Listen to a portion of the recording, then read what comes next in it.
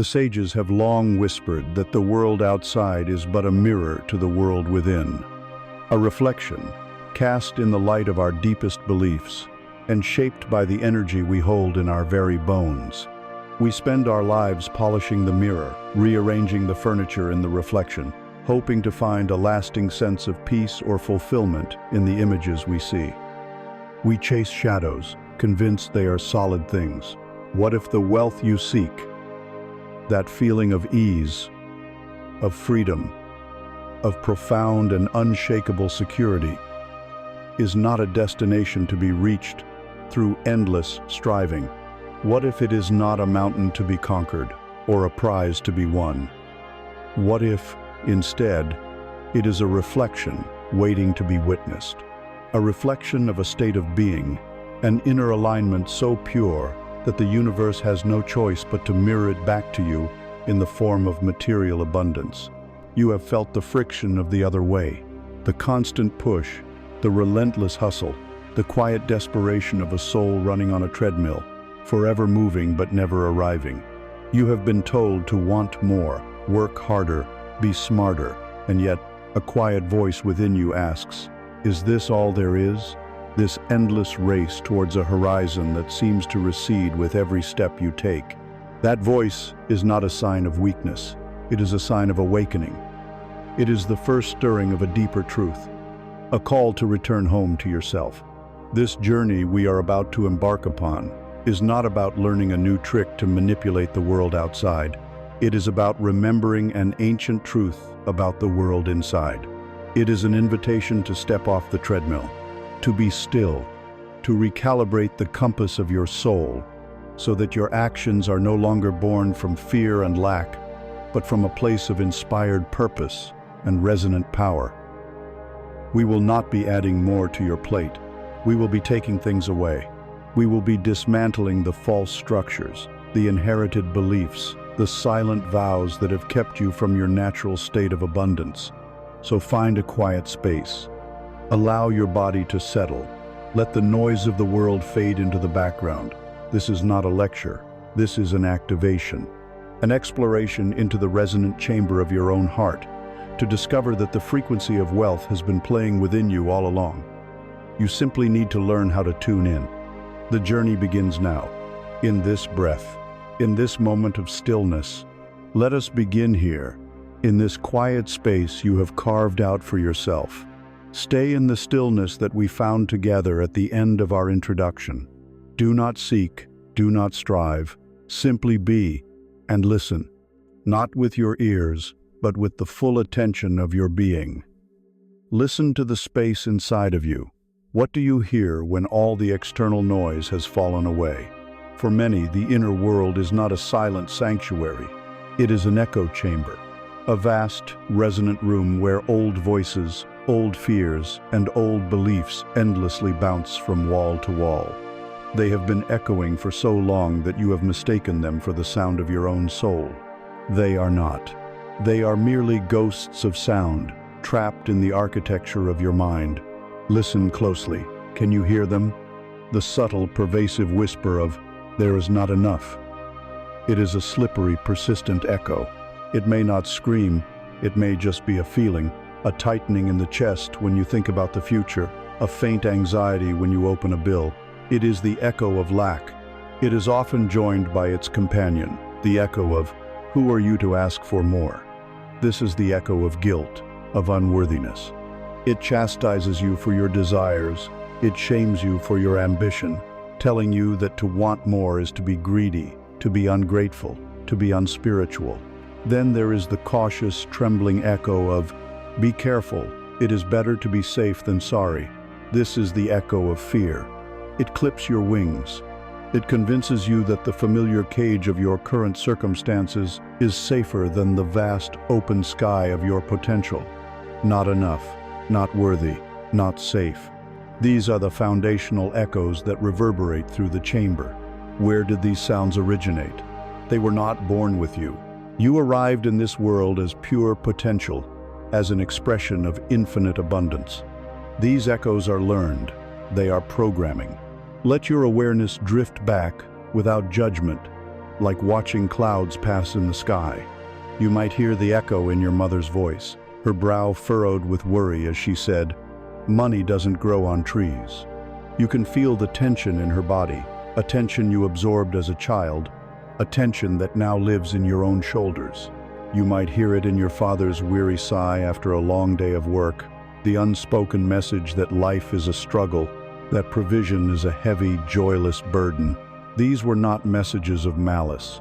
They were messages of love, filtered through the lens of their own echo chambers, their own fears and limitations. They were trying to protect you, to prepare you for the world as they experienced it. But in doing so, they handed you a blueprint for a chamber just like theirs. Then, society added its own resonant frequencies to the room. It presented you with a profound paradox. On one hand, it bombards you with images of success and luxury, creating a desperate, gnawing hunger. It tells you that your worth is measured by what you own, what you wear, what you drive. You are not whole, you are not complete, until you acquire the next thing. But in the very next breath, it whispers a moral judgment. It romanticizes the struggle. It celebrates the starving artist, the pious ascetic, the humble servant who wants for nothing. It creates a deep, spiritual conflict. A part of you learns to crave material success for validation, while another part of you learns to judge that very craving as shallow or wrong. This conflict creates a powerful, discordant echo, a state of being perpetually torn, wanting and yet resisting, reaching and yet pushing away. And finally, your own life experiences became the amplifiers. The time you failed in a business venture became proof that the echo of "be careful" was right all along. The month you couldn't make rent became proof that the echo of "not enough" was an undeniable truth. Each setback, each disappointment, was recorded and played back into the chamber, louder and with more authority each time. The walls of the chamber, once permeable, became thick and soundproof, built brick by brick from inherited fears and reinforced with the mortar of personal pain. The echoes became so constant, so familiar, that they ceased to be noise. They became the atmosphere, the very air you breathe. You began to make life decisions based not on the quiet, true guidance of your heart, but on the deafening, distorted acoustics of this inner room. You didn't ask for the promotion because the echo of "not worthy" was too loud. You didn't invest in your dream because the echo of "not enough" was too convincing. You didn't leave the unfulfilling situation because the echo of "not safe" was too paralyzing. The most profound realization you can have, right now, in this moment, is this: you are not the echoes, you are not the voices, you are not the fear, the guilt, or the scarcity. You are the space in which the echoes occur. You are the stillness that holds the noise. You are the awareness that is listening to it all. Feel that distinction. In that separation, however small, lies your freedom. The power of the echo chamber lies in its ability to convince you that it is you. But it is not. It is a collection of old weather patterns, storms that passed through long ago, whose thunder still rumbles in the distance. So what do? We do not fight the echoes. To scream back at them is to create more echoes, more noise, more chaos. To resist them is to strengthen the walls of the chamber. We do something far more powerful, far more revolutionary. We simply listen.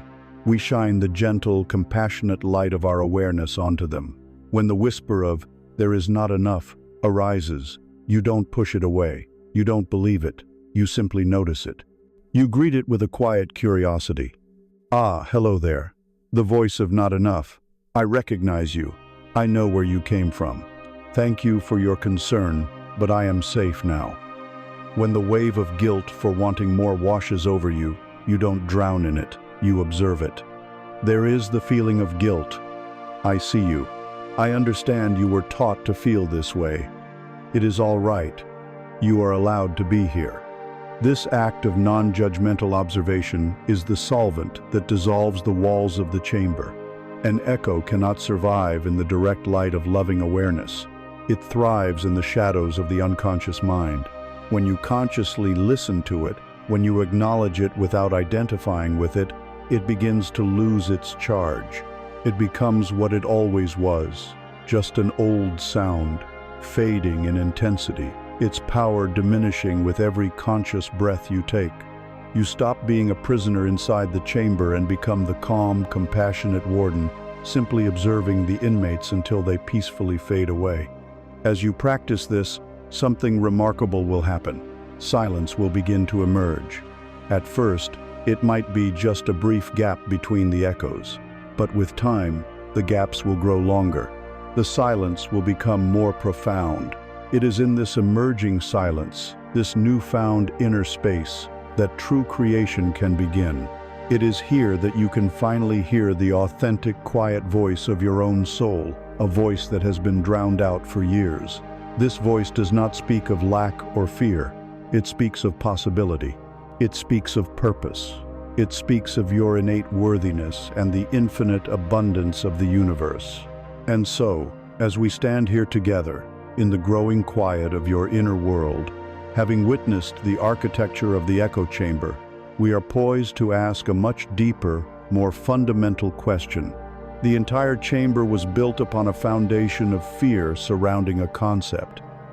The fear of not having it, the guilt of wanting it.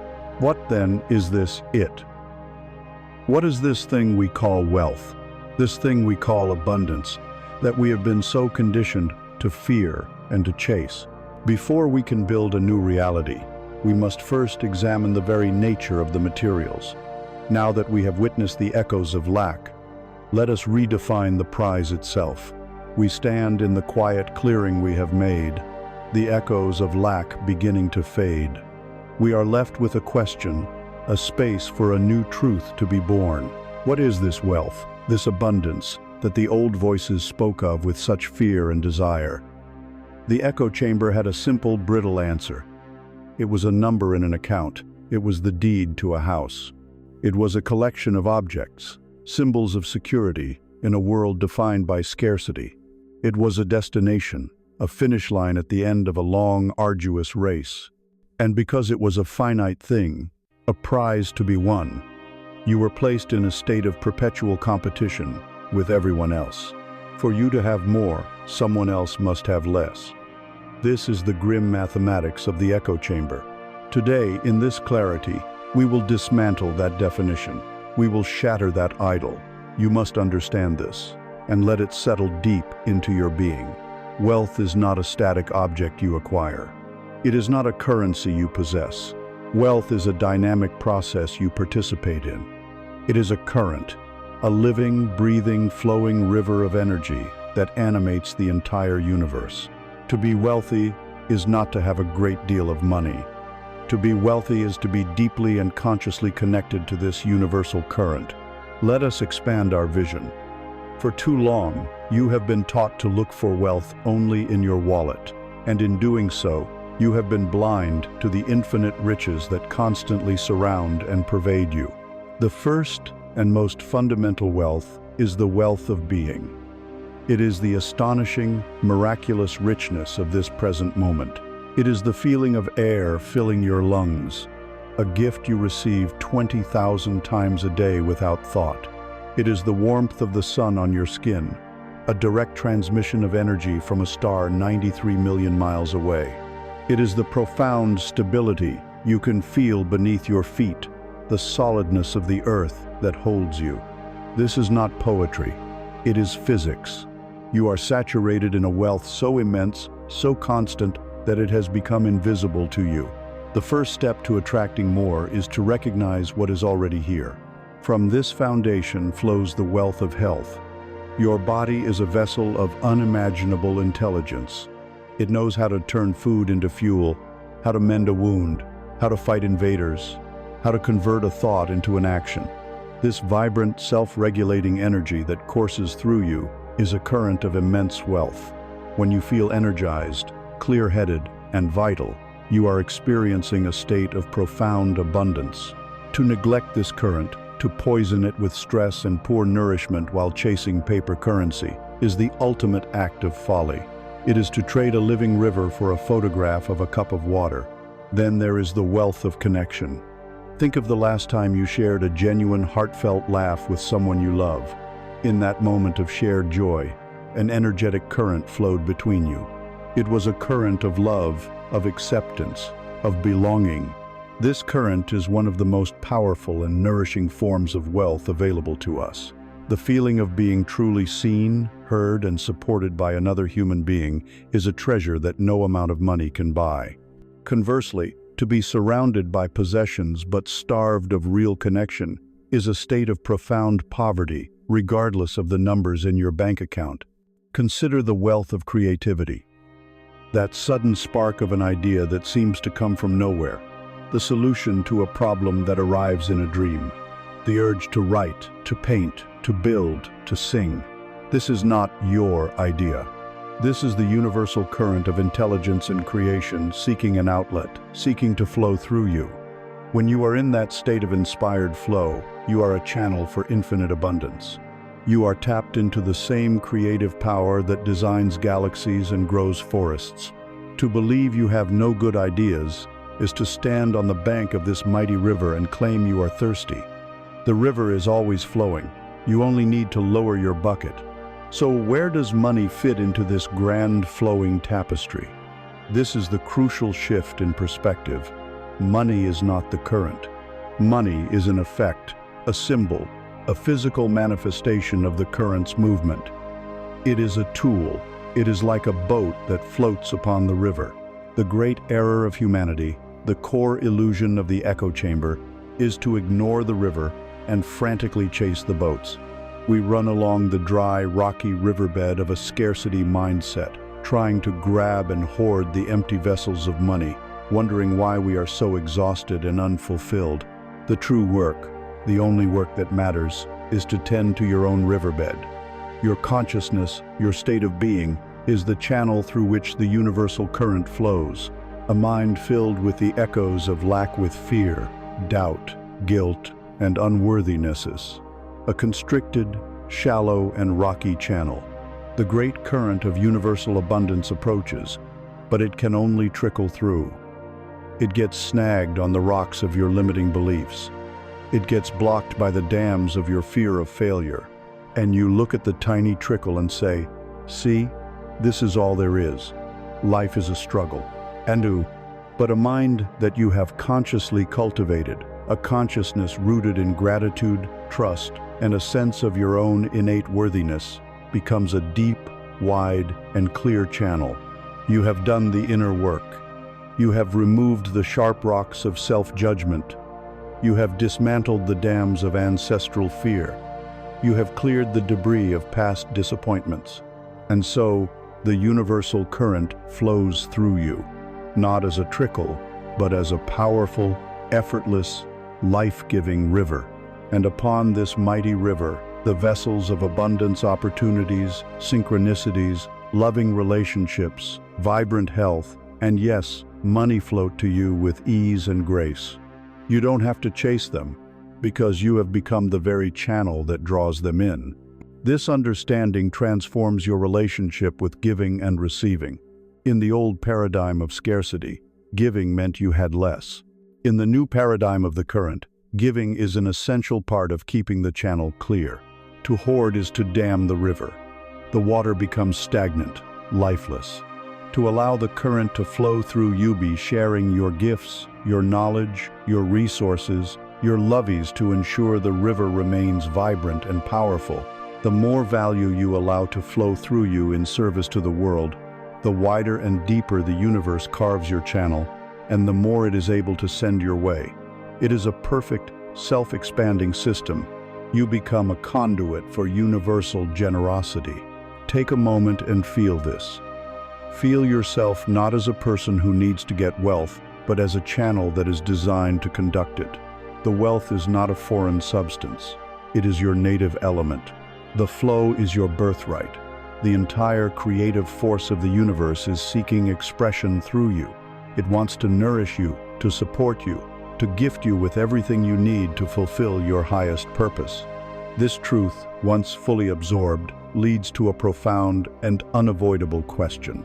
If this benevolent, nourishing, ever-present current of abundance is the fundamental nature of reality, why do so many of us, especially good-hearted people on a dedicated spiritual path, spend our lives unconsciously building dams? Why do we seem to take a silent, solemn vow against the very flow that seeks to nurture us? We have cleared the chamber of its echoes, and we have redefined wealth as a current.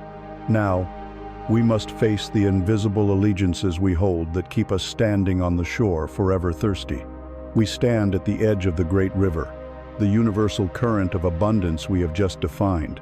We can feel its power, we can sense its generosity, and yet we hesitate.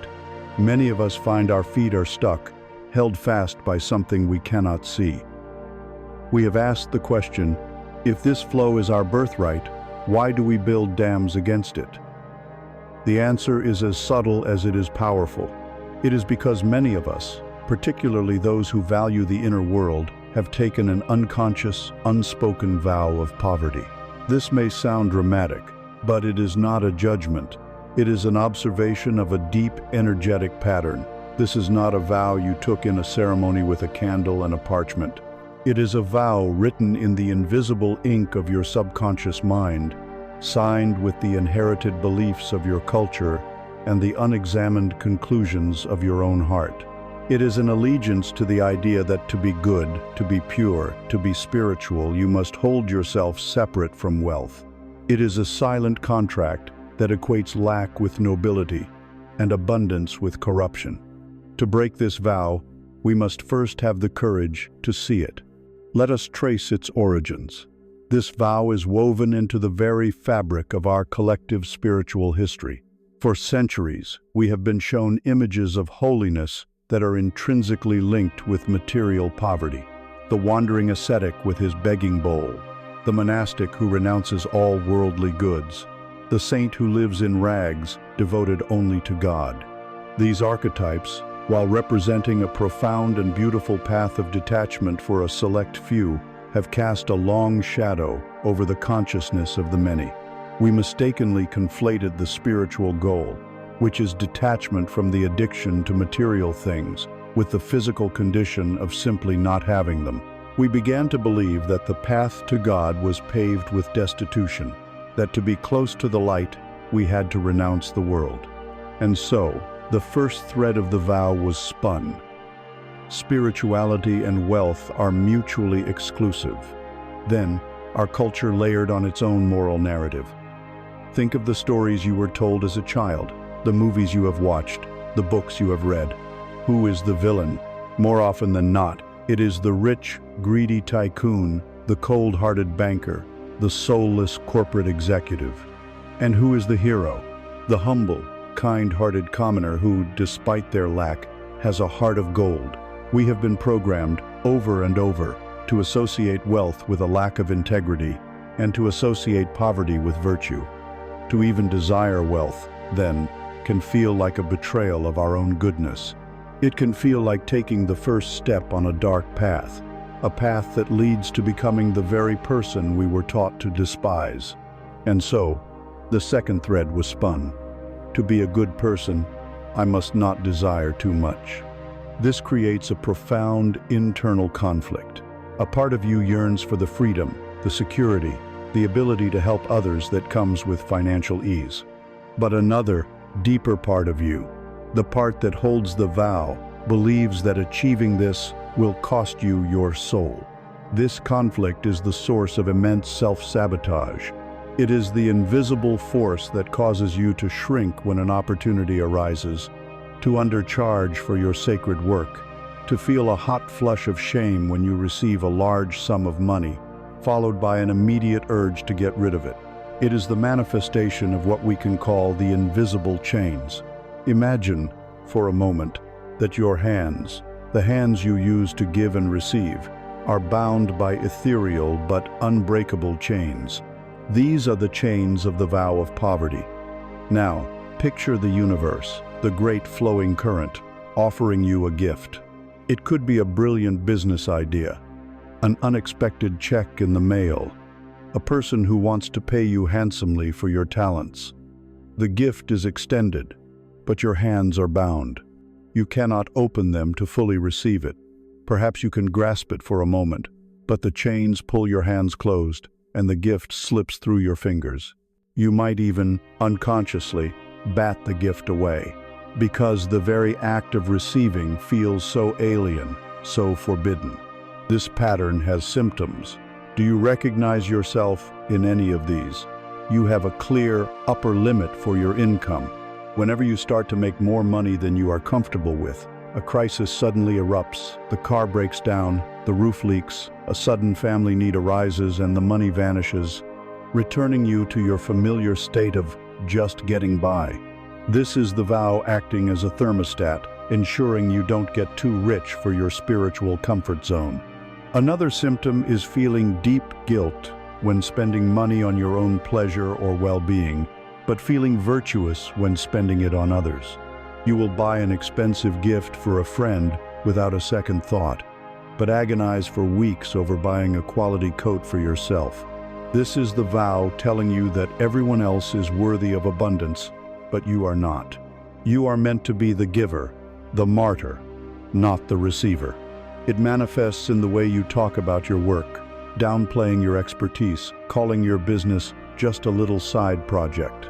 You are afraid that if you own your power, you will be seen as arrogant, as someone who has broken the unspoken rule of humility. To break this vow, to shatter these chains, requires a conscious, deliberate act of spiritual rebellion. It is not a passive process. It is a declaration of your sovereignty. It begins with bringing the unconscious into the light of awareness. See the vow. Acknowledge its presence without shaming yourself for it. It was, after all, a program designed to keep you moral and safe, based on faulty, outdated information. Now, let us perform a sacred act of release. Find a place of stillness, take a deep breath, and if you feel ready, you can say these words, or words like them, aloud, letting them resonate from your heart, through your voice, and out into the universe. I now see with clarity and compassion that I have been living under the influence of an unconscious vow of poverty. I acknowledge this pattern of belief, this allegiance to lack and struggle. I understand it was formed from a desire to be good, to be pure, and to be safe. I thank this pattern for its perceived protection. However, its purpose is now complete. Today, I declare that this vow is null and void. With the full power and authority of my sovereign being, I formally and completely revoke it across all timelines, dimensions, and expressions of my existence. I release myself from the belief that spirituality and abundance are in opposition. I shatter the invisible chains that have bound my hands and my heart. I declare that money is a beautiful, neutral energy that I can use for immense good. I declare that my prosperity is a sacred service to the world. My success inspires. My wealth heals. I am open, I am willing, and I am ready to receive the full, magnificent, and unlimited flow of the universal current now. Breathe that in. Feel the shift. It might be subtle, it might be seismic. You have just changed the fundamental terms of your contract with the universe. You have declared a new truth. The truth is that the universe wants you to be successful. It wants its most conscious, heart-centered people to be the most well-resourced. Imagine the good you can do, the people you can help, the change you can create from a place of thriving, not just surviving. Your abundance takes nothing from anyone. In the economy of the universe, your light does not dim other candles. It ignites them. You becoming a lighthouse gives permission for a whole fleet of ships to find their way home. Revoking the vow is like pulling a great, deep-rooted weed from the garden of your mind. It is a vital, liberating act. But it has left a space, an emptiness where the weed once grew. Nature abhors a vacuum. If we do not consciously choose what to plant in this new, fertile ground, an old weed or a new one may simply take its place. Merely removing the allegiance to lack is not enough. We must now actively, passionately, and relentlessly cultivate its opposite. We must plant and nurture the seed of a new belief system, one that is so strong it becomes the new default program. And the bedrock of this new system, the fertile soil from which all true abundance grows, is the unshakable, cellular, non-negotiable conviction of your own divine worthiness. That is where we must go now, to learn not just to think it, but to become it, to embody the very vibration of being worthy of all good things. We have pulled the great weed of the poverty vow from the soil of our consciousness. It has left an open space, a sacred emptiness pregnant with potential. We stand at a pivotal moment, for this ground must be consecrated. It must be filled with the foundational energy upon which all lasting abundance is built. This energy is worthiness. And the first and most radical truth you must embrace is this: worthiness is not something you earn, it is something you are. It is your factory setting. It is the signature frequency of your soul. For your entire life, you have been taught the opposite. You have been trained to believe that worthiness is a prize awarded for performance. You got good grades, and you were told you were a good girl, a good boy. You received a promotion, and you felt a temporary surge of value. You won the game, you closed the deal, you received the compliment, and for a fleeting moment, you felt worthy. This has placed you on a treadmill of endless striving, a transactional relationship with life where you are constantly trying to do more, be more, and achieve more, all to earn a feeling that was yours to begin with. This is the great deception that fuels burnout and anxiety. It is the belief that you are an empty vessel that must be filled with external validation. But you are not an empty vessel. You are the source of the water itself. A rose does not have to perform a series of good deeds to be worthy of blooming. It simply blooms because that is its nature. The sun does not have to justify its existence to be worthy of shining. It shines because it is a star.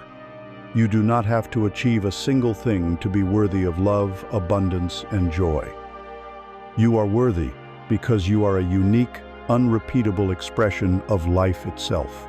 You are a facet of the divine consciousness that animates the universe. Your very existence is your certificate of worthiness. Let this truth begin to dismantle the old, exhausting machinery of earning, proving, and justifying. The work is not to become worthy.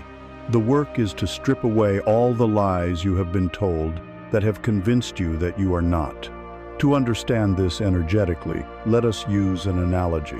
Imagine that your entire being, every cell, every thought, every emotion is a great tuning fork.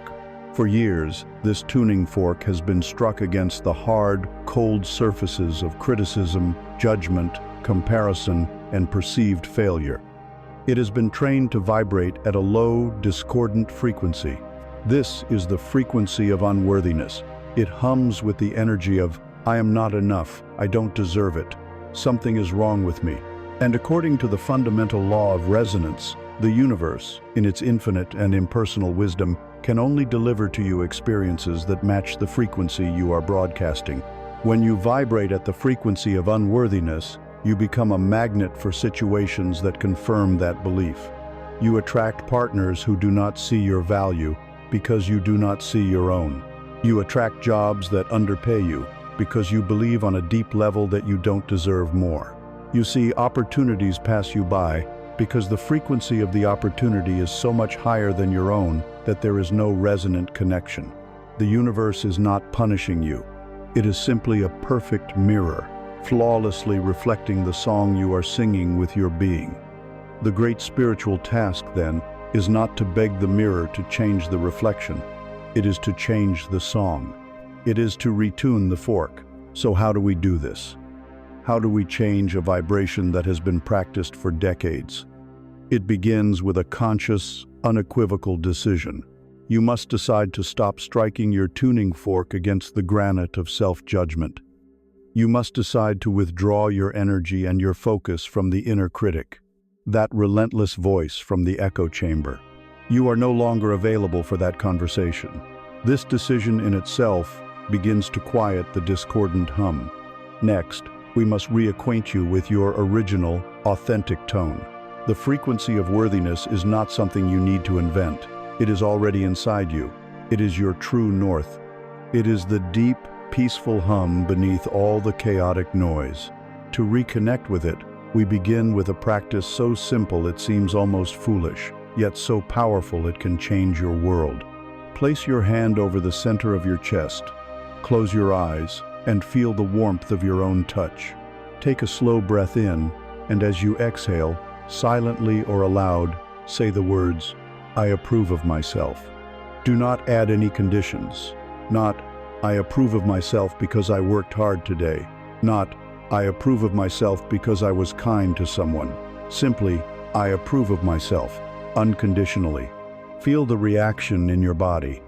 You may feel a sense of resistance, of awkwardness. Your mind might immediately list all the reasons why you shouldn't approve of yourself. This is good. This means you have found the knot. The awkwardness is the friction between the new truth and the old lie. Don't fight it. Just breathe into it and do it again. "I approve of myself," and again. Each repetition is like gently, lovingly striking your tuning fork against the soft, resonant surface of grace. The vibration of worthiness does not feel like arrogance or pride. That is the ego. True worthiness is a quiet, solid, internal state. It is a warmth that spreads from your chest outward. It is the feeling of your shoulders relaxing after being tensed for 20 years. It is the peaceful hum of self-acceptance. It is a calm, centered confidence that is not dependent on anyone else's opinion or any external outcome. It is the feeling of finally being at home in your own skin. From this feeling, you begin to take new actions. You begin to behave like a person who knows their own value. You set a boundary with someone, not out of anger, but out of self-respect. You say no to a request that drains you, not with guilt, but with clarity. You invest in your own joy. You buy the good coffee. You take the afternoon off. You enroll in the class not as a reckless splurge, but as a declaration to the universe that you are worthy of receiving pleasure and support. Each of these small actions is a powerful statement.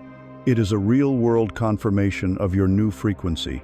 You are living from a place of worthiness, not for it. And then, the mirror begins to change. As you learn to hold this new frequency with more and more consistency, the law of resonance must and will respond. It is physics. Situations and people that were a match for your old discordant frequency of unworthiness will begin to feel dissonant. They will naturally, and often without any drama, fall away from your life. The critical friend will drift away. The dead-end job will suddenly end.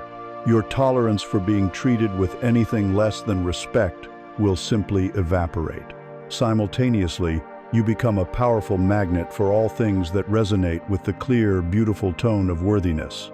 The right people, the ones who see and celebrate you, will appear as if from nowhere. The opportunity that feels like it was designed just for you will present itself. And the current of wealth, which is an energy that is deeply attracted to the frequency of self-value, will begin to flow towards you with increasing ease and velocity. Money flows to where it is respected. It flows to where it is received with gratitude, not with guilt. It flows to the person who knows they are a worthy channel for its expression in the world. You see now? The power was never outside of you. It was never in the job, the relationship, or the bank account. The power is in the tone you hold. You are the tuning fork. You are the source of the song. The universe is merely the orchestra, waiting for its conductor to signal the key. Now that you have accepted this foundational truth, that your worth is absolute, and your primary work is to vibrate in harmony with that, knowing you are ready to move from a state of passive acceptance to active creation, you are ready to become a conscious alchemist of your own energy. The next step in our journey is to learn how to take the dense, leaden energies of fear and doubt that may still linger in your system and purposefully transmute them into the radiant, high-frequency gold of your true, abundant self. You have found your note. Now, let us learn to play the symphony. You have revoked the vow. You have begun the sacred work of attuning your being to the frequency of true worthiness. You now stand in a place of immense potential, for you are ready to step into one of the oldest and most powerful roles a human can assume. You are ready to become the alchemist of your own consciousness. The ancient masters of this art were shrouded in mystery, believed to be turning base metals into pure gold. But the greatest among them knew that this physical transmutation was merely a metaphor for a far grander, far more important work: the transformation of the human soul. The lead they spoke of was not the dull, heavy metal. It was the lead of human suffering, fear, doubt, shame, and despair. And the gold was not the coveted mineral. It was the radiant, incorruptible, and infinitely valuable gold of an awakened, integrated consciousness. This is the true source of all wealth, and this laboratory is within you. Let us define the elements of your sacred work. Your laboratory is this very moment. It is the vessel of your own body and mind, sealed by the focus of your present moment awareness. You need no external equipment, no hidden chamber. All that is required is your willingness to be present with what is. The fire, the great agent of transformation, is your conscious, loving attention. It is not a fire of aggression or judgment, but a steady, gentle flame of pure observation. It is the warmth of your awareness, which you can apply to any part of your inner experience.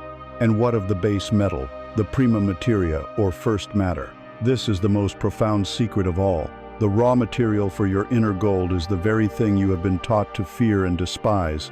It is your anxiety about the future. It is the sharp sting of envy. It is the hollow ache of loneliness. It is the wave of panic that rises when you look at your bank account.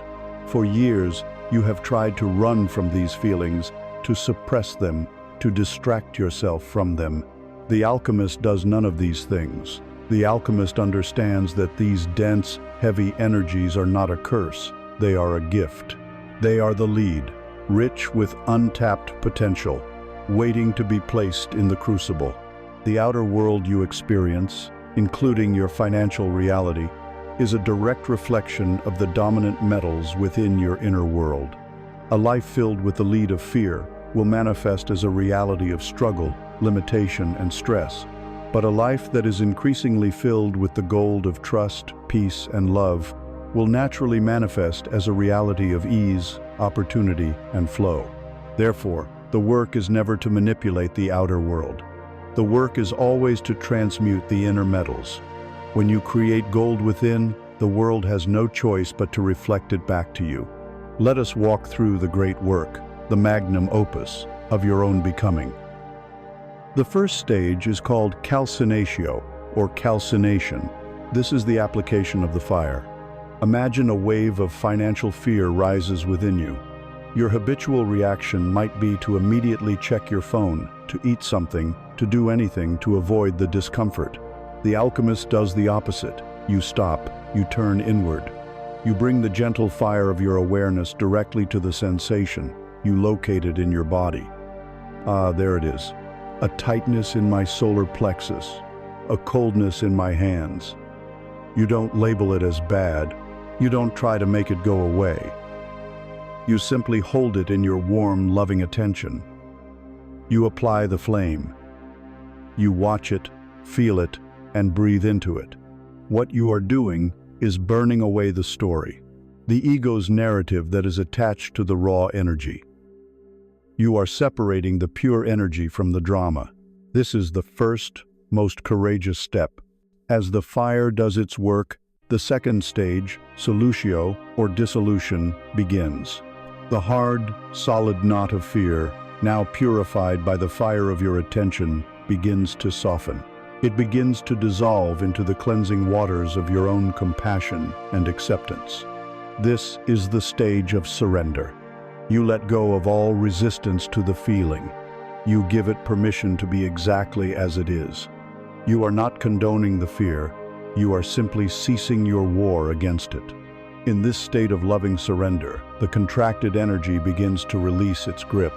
It dissolves into the vast ocean of your being, no longer a separate, threatening entity, but a part of the whole, its energy now neutralized and ready for recombination. This leads to the third stage, coagulatio, or coagulation. This is where the magic becomes tangible. The energy that was once locked up in the pattern of fear has now been released and dissolved. It is now free, neutral, creative potential. And you, as the master alchemist, now get to choose what form this energy will take. You consciously coagulate it into a new belief, a new reality. Having felt the fear and allowed it to dissolve, you can now make a powerful, feeling-based declaration. Even though a part of me felt fear, I now choose to embody trust. I choose to anchor myself in the knowing that I am always supported. I choose to feel the reality of ease and flow. You are not just thinking a positive thought. You are taking the very energy that was once fear and recasting it, rebirthing it as the energy of trust. You are literally turning lead into gold. The ultimate aim of the alchemists was to create the philosopher's stone, a mythical substance that could instantly turn any metal to gold. In our inner work, the philosopher's stone is not an object you create. It is a state of consciousness you become. When you have practiced this inner alchemy consistently, when you have learned to no longer fear your own emotions but to see them as raw material, you become the stone. Your own consciousness becomes the transmuting agent. You reach a state where you are so grounded in peace, so rooted in trust, that your very presence begins to harmonize the world around you. You can face a financial crisis not with panic, but with a calm, creative presence that naturally sees solutions and opportunities. You have integrated your own shadow, and so the shadows of the world no longer have power over you. Your inner state of richness now effortlessly projects itself, and the world responds by laying treasures at your feet. This is not a one-time event. This is your new way of life. Every moment of irritation, every pang of jealousy, every whisper of doubt is an invitation from the universe to step back into your laboratory. Life is no longer a series of problems to be avoided, but a series of precious, leaden gifts to be transformed into gold. This is how you build true, unshakable wealth. You build it from the inside out, one transformed emotion at a time. This is the secret art of living a rich life, in every sense of the word. But this great work, this delicate and sacred process of transmutation, requires a pristine environment. An alchemist cannot work in a laboratory that is chaotic, contaminated, and cluttered with distractions. The slightest impurity can corrupt the entire process. If your mind, the very vessel in which this transformation occurs, is a whirlwind of undisciplined, negative, and chaotic thoughts, the gentle flame of your awareness will be constantly extinguished. The delicate process will be interrupted, and the lead will remain lead. Therefore, before we can truly master this inner alchemy, we must first become the master of our laboratory. We must learn how to cultivate the inner environment itself. We must become the meticulous, loving gardener of our own mind, preparing the sacred ground where the golden seeds of our transmutations can be safely planted and allowed to grow into a magnificent harvest. The alchemist must also be a gardener, and that is the next phase of our journey. The great alchemical work, the turning of your inner lead into gold, requires a laboratory of absolute integrity. It must be a space that is clean, sacred, and held in a state of impeccable order. This laboratory is your mind, and to truly understand and master it, we must shift our metaphor from the stone walls of a chamber to the living earth of a garden. Your mind is not like a garden, it is a garden. It is a fertile plot of consciousness, a sacred piece of land gifted to you at birth. Within this garden, something is always growing. Life never stops. The question is not if you will have a harvest, but what that harvest will be. Will it be the bitter, thorny fruits of anxiety and lack, or the sweet, nourishing abundance you truly desire? For too long, most of us have allowed this precious garden to run wild, to become an overgrown thicket of unconscious plantings and invasive weeds. Today, you reclaim your role. You are the master gardener of your own soul. and you are now stepping through the gate to begin the sacred work of cultivation. Let us first understand the elements of this living landscape. The soil itself is your subconscious mind, your deep emotional body. It is rich and dark, holding the memory of every experience, every belief, every joy, and every wound you have ever known.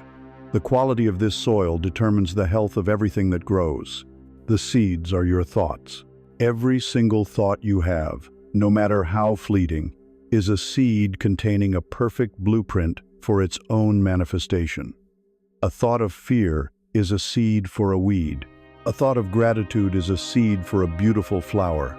The sun and the water, the essential elements of growth, are your focused attention and your emotional energy.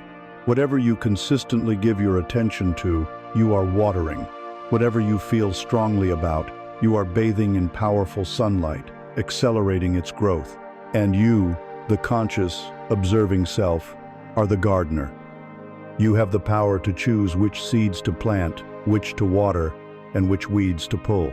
For years, you may have forgotten your role, letting random seeds be scattered by the winds of culture and circumstance. But your authority as the gardener was never lost. It was only dormant. Before we can plant anything new, we must first walk through the garden as it is today. We must do so with the compassionate, non-judgmental eyes of the gardener, not the harsh eyes of a critic.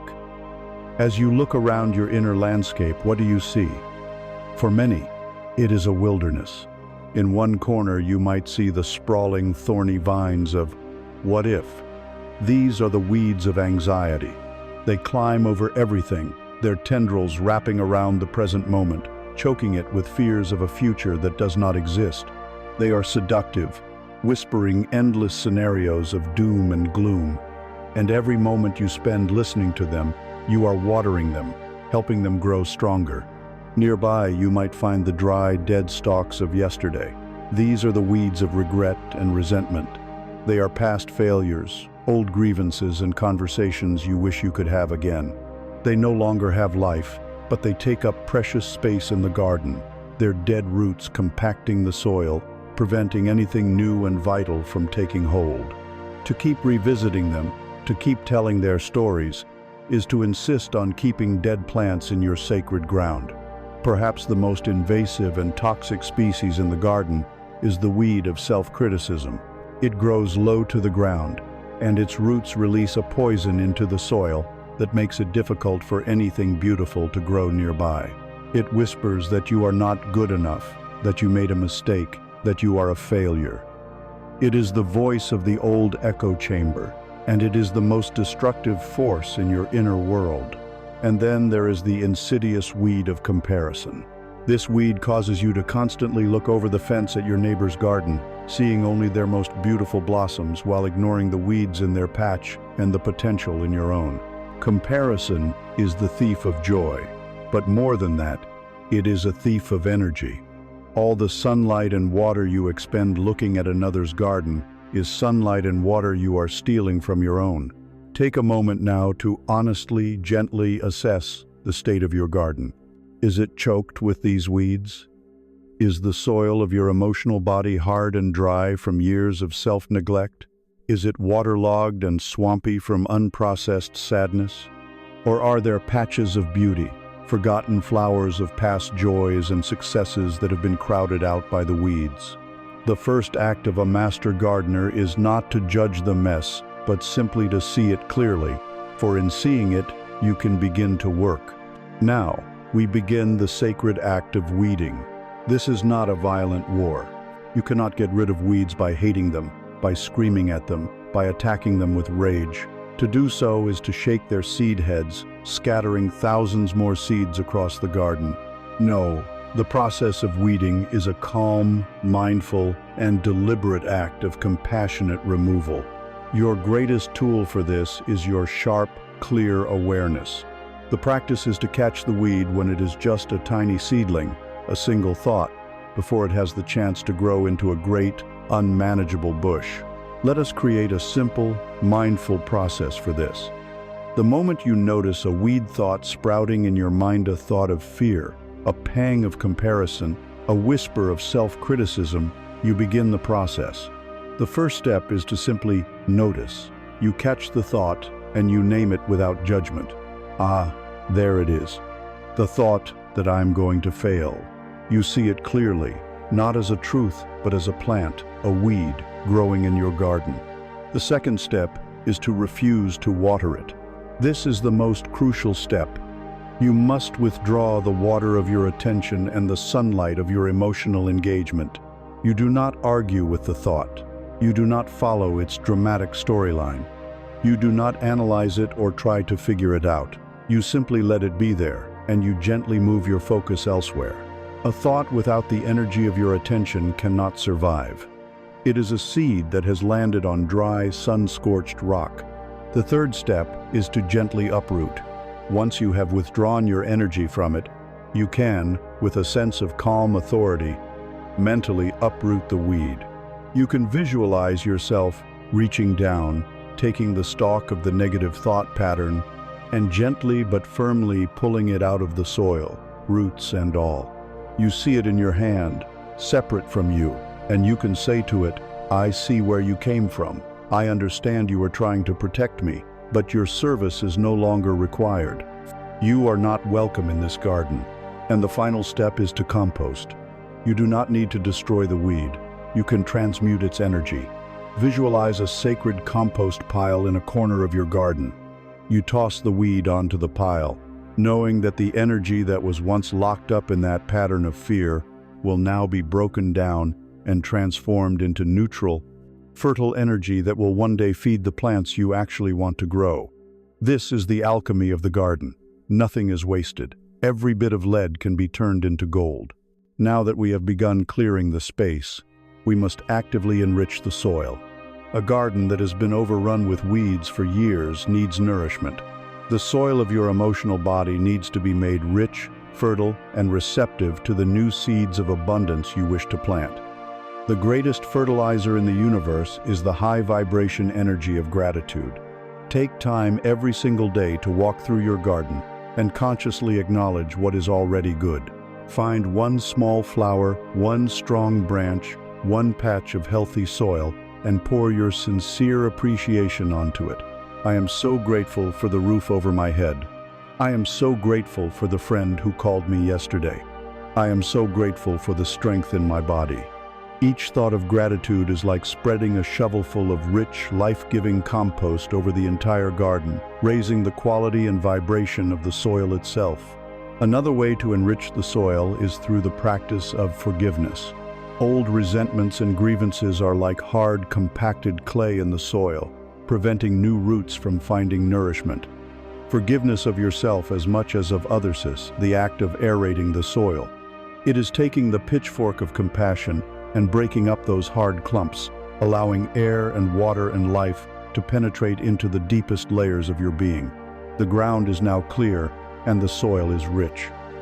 You stand before the seed catalog of creation, and you get to choose. You are no longer at the mercy of whatever seeds the wind blows in. You are choosing with intention. What precisely do you want to grow? Be specific. The universe responds to clarity. The vague seed of happiness is not as powerful as the specific heirloom seed of the deep, peaceful joy I feel when I am walking in nature. The generic seed of wealth is not as potent as the specific, genetically coded seed of the feeling of calm security and expansive freedom I experience when I see my financial needs are met with ease and grace. Take a moment and choose your seeds. These are your new core beliefs, your desired states of being. Let us name a few. I am a worthy and deserving recipient of all good things. Creative ideas and opportunities flow to me constantly. My relationship with money is easy, joyful, and empowering. I am grounded, centered, and safe in this world. These are not just affirmations. These are powerful living seeds.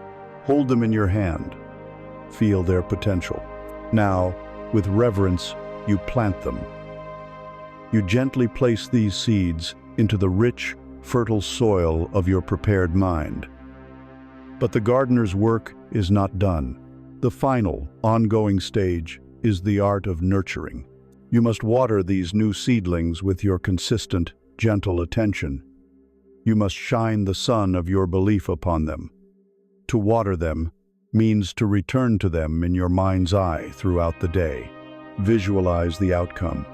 Feel the feeling of the harvest as if it is already here. What does it feel like to be living in a state of joyful abundance? Feel that in your body now. That feeling is the living water that nourishes the seed's roots. To shine the sun of your belief upon them means to protect them from the clouds of doubt.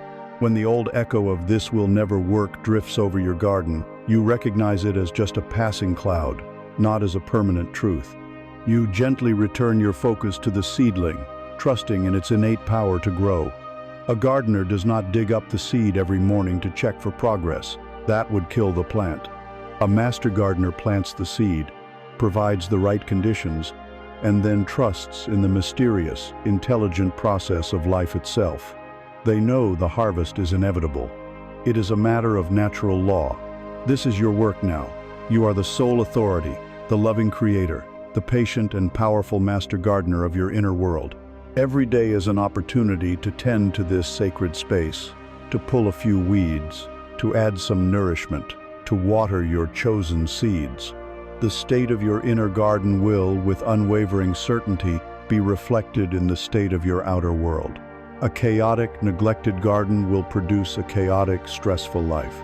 A consciously cultivated garden of peace, trust, and abundance will produce a life of beauty, grace, and prosperity.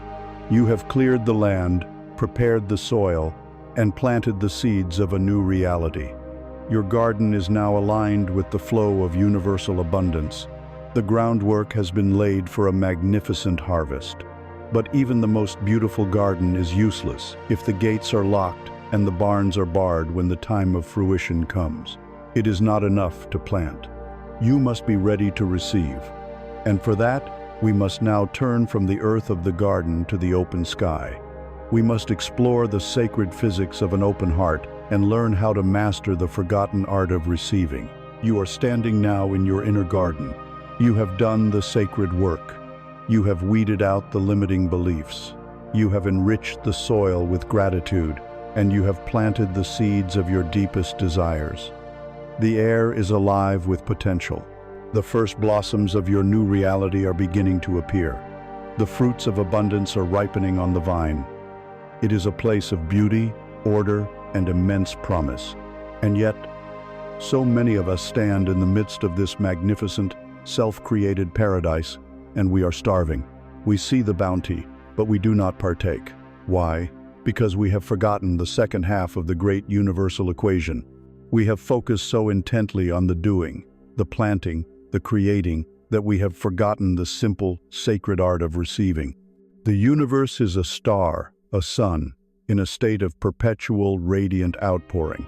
It does not hoard its light. It does not ration its energy.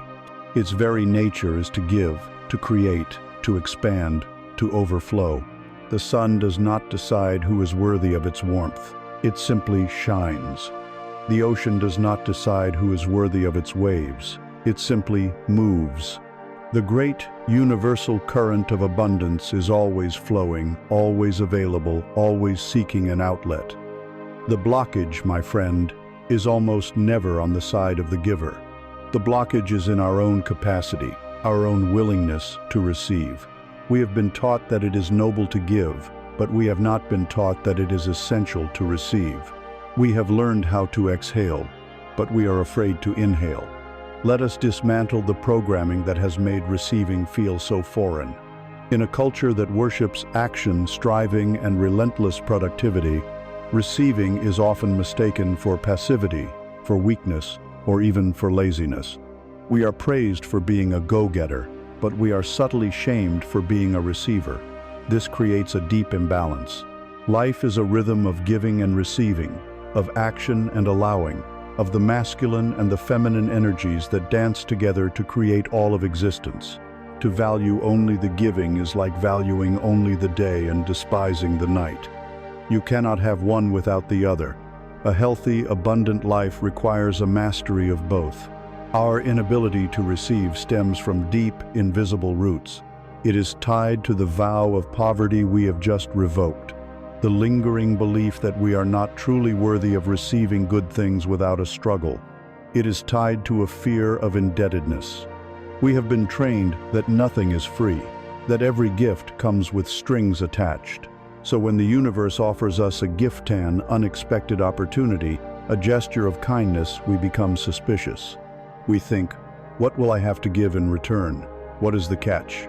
This transactional mindset turns a potential grace into a suspected burden, and we reject it to avoid the perceived debt. Receiving also requires a state of openness, which can feel intensely vulnerable. To receive, you must acknowledge that you have a desire, a need. For a person who has built their identity around being strong, self-reliant, and having it all together, this can feel like an admission of failure.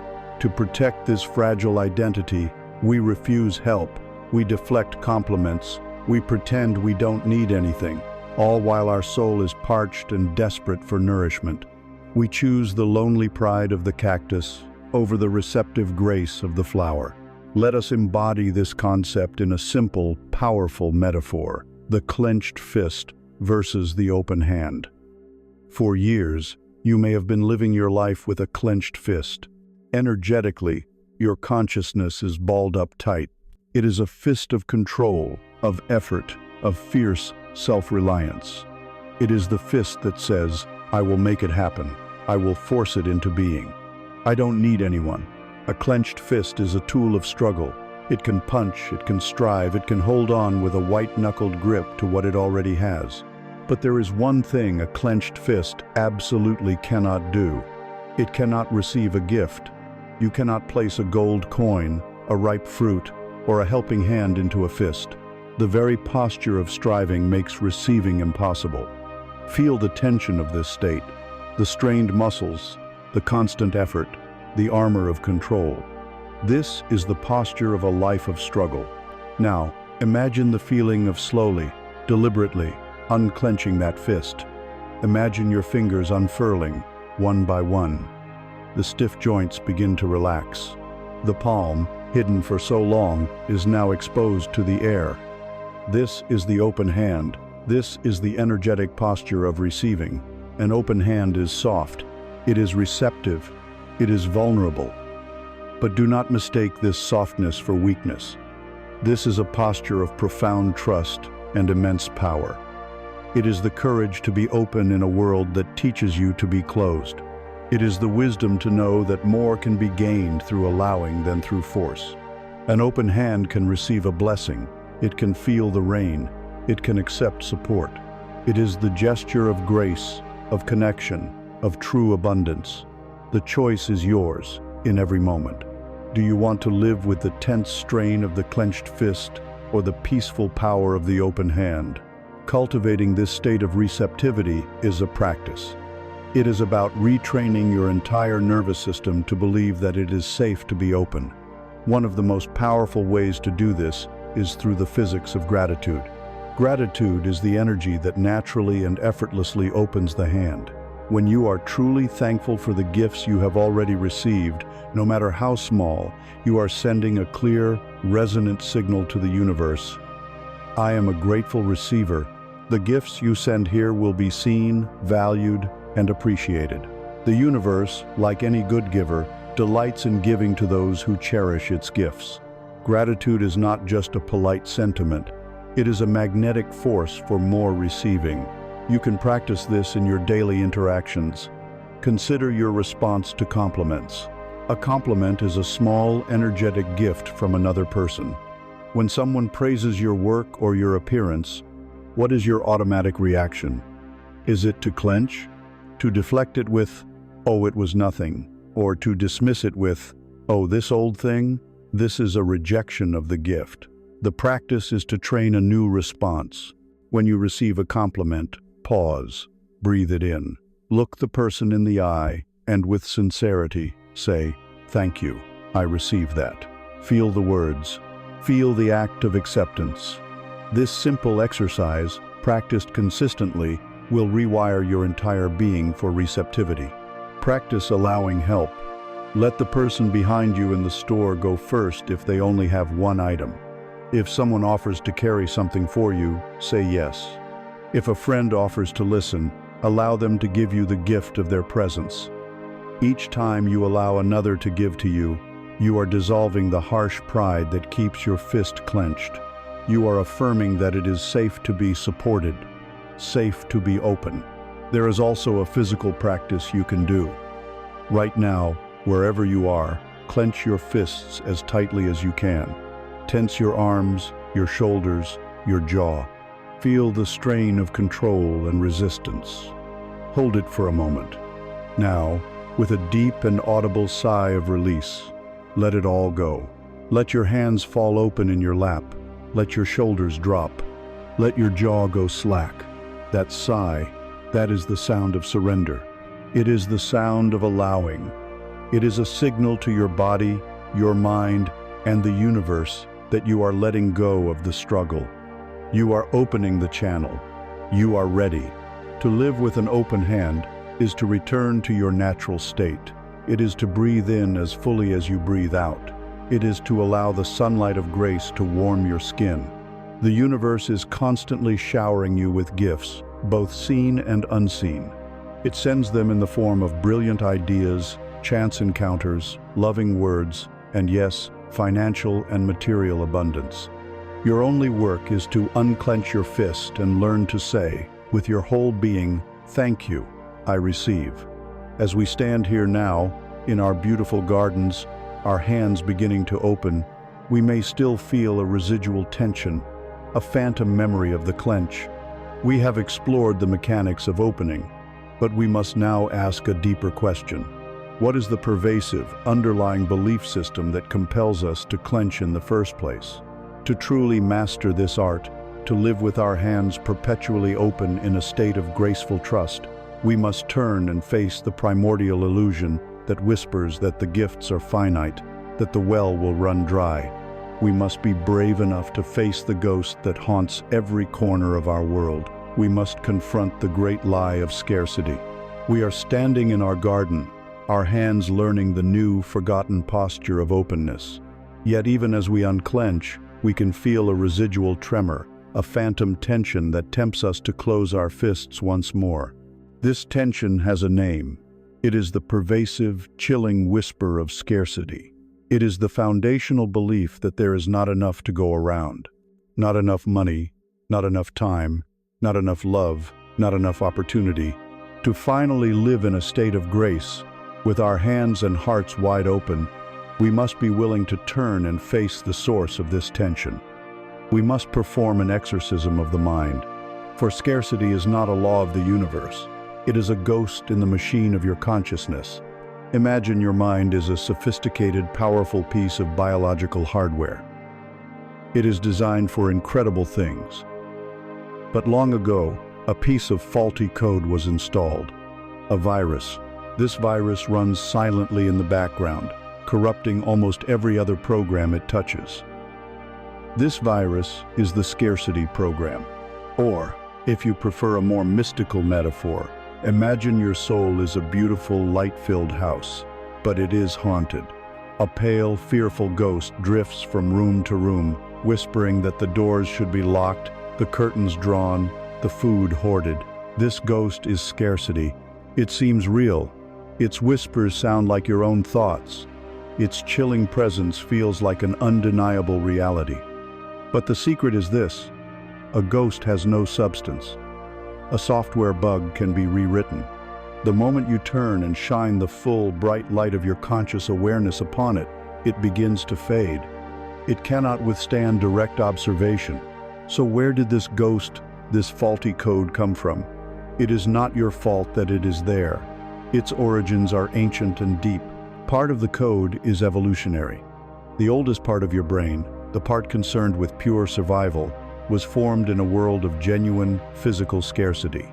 For our distant ancestors, a missed meal could mean death. A predator behind a bush was a constant threat. This part of your brain is wired to scan for danger, to compete for resources, and to assume the worst. It is an outdated operating system designed for a world that you no longer inhabit, yet it is still running, still sending you panicked notifications that the food supply is dwindling. Then, the culture you were born into began to write its own layers of code. We live in economic and social systems that are often built on a zero-sum game. This is the great lie that the pie is finite. In school, we compete for a limited number of top grades. In the professional world, we compete for a limited number of jobs. In business, we compete for a limited market share. We are trained from birth that for us to win, someone else must lose. This ingrains the scarcity mindset so deeply that we see it as an immutable law of reality. We see another's success and feel a pang of jealousy, which is really just the fear that they have taken a piece of the pie that was meant for us. And finally, the ghost is fed and strengthened every single day by the relentless hum of media and marketing. The entire advertising industry is a machine designed to manufacture feelings of lack. It exists to convince you that you are not okay as you are. You are not beautiful enough, not successful enough, not happy enough, until you acquire their product.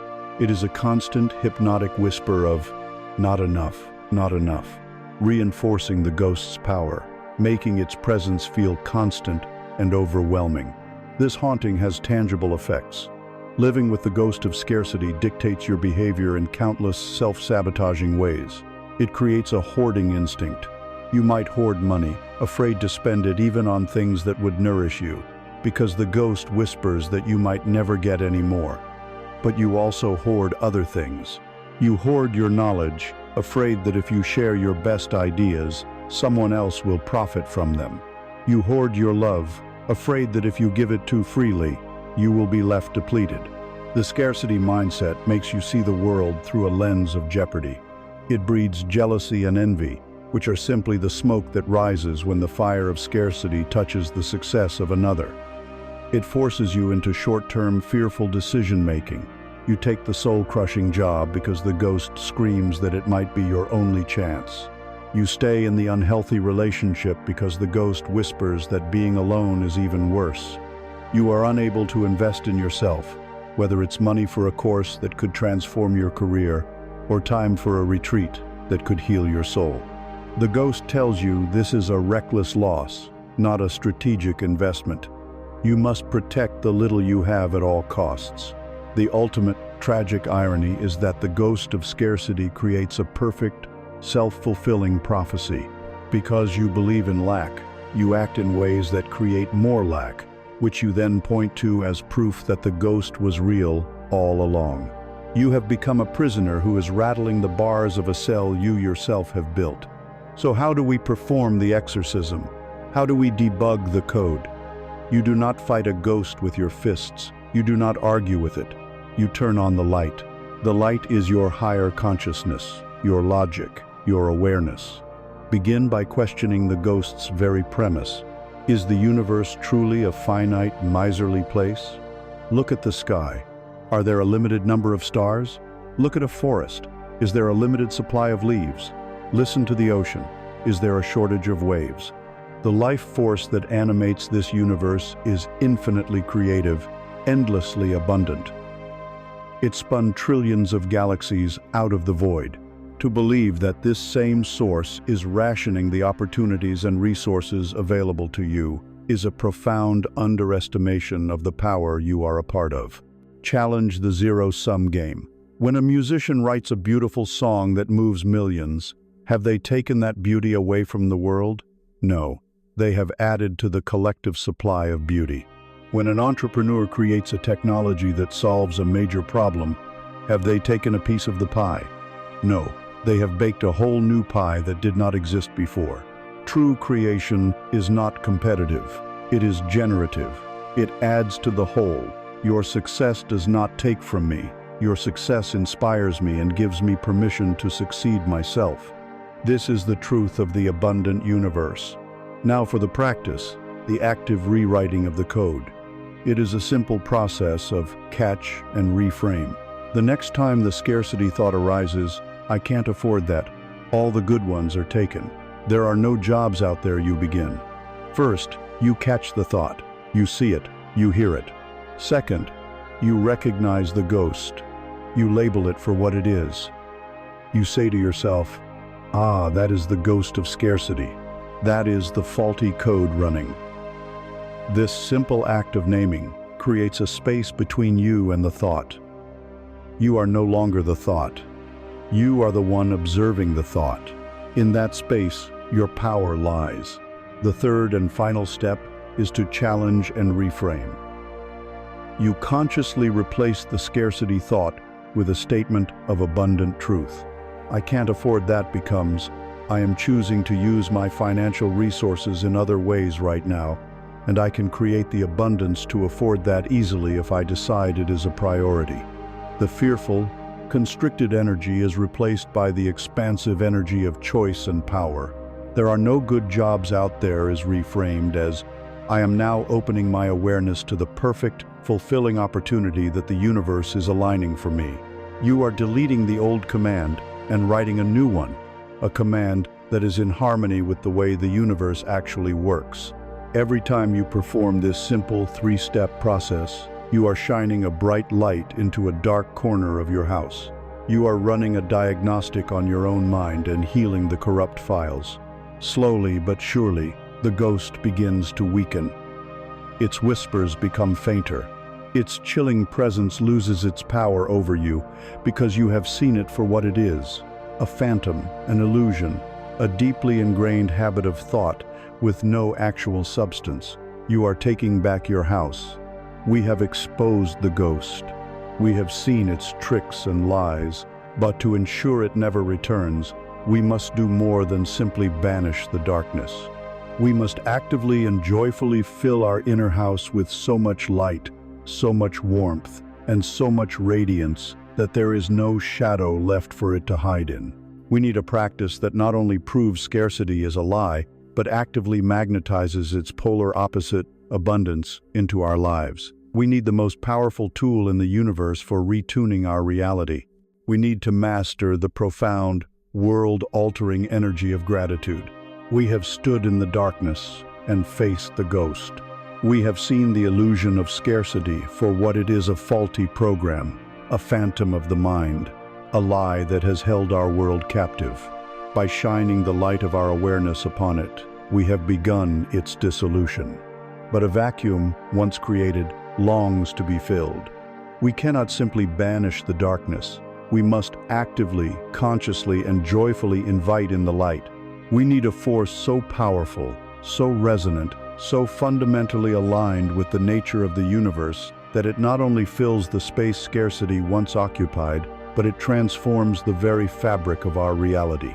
That force is gratitude. We must begin by redefining this word. In our culture, gratitude is often treated as a polite courtesy, a mere transaction of manners. It is the thank you we say when someone passes the salt. This is not the gratitude we will be exploring. The gratitude we speak of today is not a sentiment. It is a science. It is not an emotion you are supposed to feel. It is a frequency you can learn to generate. It is the most powerful and effective tool you possess for conscious creation. It is the universal magnet. Let us explore the physics of why this is so. As we have discussed, everything in the universe, including your thoughts and emotions, is energy vibrating at a specific frequency. The old program of scarcity with its accompanying feelings of fear, jealousy, and anxieties, a low, chaotic, and discordant frequency. When you are vibrating at this frequency, you are out of tune with the universal supply. You are, in essence, repelling the very things you desire. Gratitude is its polar opposite. The genuine, heartfelt feeling of appreciation is one of the highest, most coherent, and most powerful frequencies a human being can emit. It is the frequency of love, of acceptance, of recognition. It is the resonant frequency of abundance itself. According to the most fundamental law of energy, like attracts like. This is not mysticism, it is physics. When your being is humming with the frequency of gratitude, you become a living magnet for more experiences, people, and circumstances that will give you reason to be grateful. The universe, which is an impartial mirror of your energetic output, has no choice but to reflect your inner state. If your dominant vibration is, I am so frustrated by what I don't have. The universe can only deliver more frustrating experiences of lack. But if your dominant vibration becomes, I am so deeply appreciative for all that I do have, the universe must, by law, bring you more to appreciate. Gratitude is the tuning fork that attunes you to the frequency of the universal supply. This works on a neurological level as well. Gratitude literally retrains your brain. It directs your mind's powerful filtering system to look for the good. When you start your day by consciously looking for things to be grateful for, you are giving your brain its primary mission for the day: find more evidence of goodness. And so, you begin to see it everywhere. You notice the kindness of a stranger, the beauty of a cloud, the elegance of a solution to a problem. These things were always there, but they were invisible to you when your brain was on its default scarcity mission of scan for threats and problems.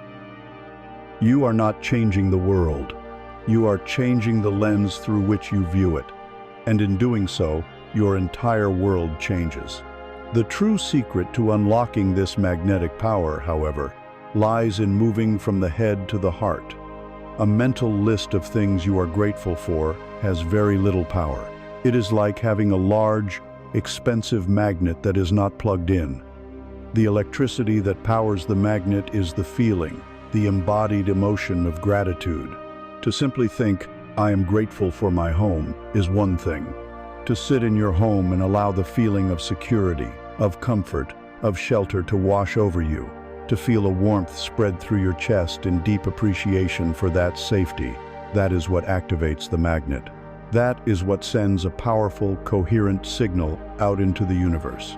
Let us engage in a practice right now to generate this feeling. I want you to think of just one very simple thing in your life for which you feel a spark of appreciation. Do not choose something big or complicated. Choose something small and immediate. Perhaps it is the chair that is holding you, the clothes on your skin, the simple fact that you are breathing without effort. Or perhaps it is a person, or a beloved pet. Choose one. Now let us move beyond the label. If it is a cup of tea, do not just think tea. Use your senses. See the color of the liquid, the steam rising from the surface.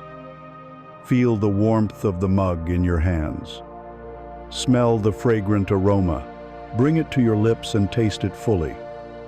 By engaging your senses, you have moved from a mental concept into a physical, present-moment reality. Now, take it a step further. Trace this simple gift back to its source. Consider all the miracles that had to align for you to have this one experience. Think of the person who harvested the tea leaves, the rain and the sun that nourished the plant, the person who packed it, the truck driver who delivered it, the person who stocked the shelf at the store, the person who designed the mug. Feel the vast web of interconnection, the thousands of unseen hands and processes that conspired across space and time to bring you this one simple moment of comfort. As you hold this awareness, notice what happens in your body. Let the feeling arise. It may be a gentle warmth in your heart center. It may be a softening of your jaw. It may be an involuntary smile. That feeling right there, that is the gold. That is the electricity. That is the frequency. Breathe into it. Let it expand until it fills your entire chest, your entire body. You are no longer thinking about gratitude. You are gratitude. You are now a fully powered, universal magnet for abundance.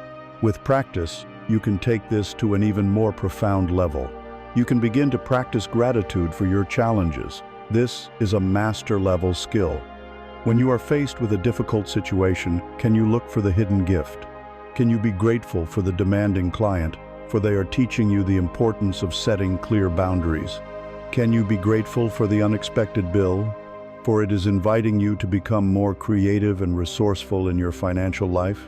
To be grateful for a problem is to transmute its energy instantly. It is to declare to the universe with unshakable confidence that you know that everything is happening for you, not to you. The most potent use of this magnetic force is the practice of preemptive gratitude. This is the art of feeling deep, sincere gratitude for the things you desire before they have physically manifested. You do not wait for the perfect job to feel grateful. You generate the feeling now of what it will be like to work in that fulfilling role. You do not wait for the money to arrive to feel secure. You cultivate the feeling of security and gratitude now. This aligns your vibration not with your current reality, but with your desired reality. You are sending out the magnetic signal for the future you are calling in, collapsing time and drawing it to you with astonishing speed.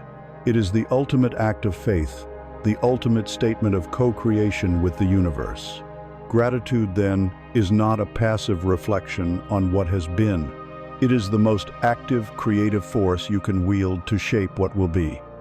It is the language of your soul. It is the frequency of home.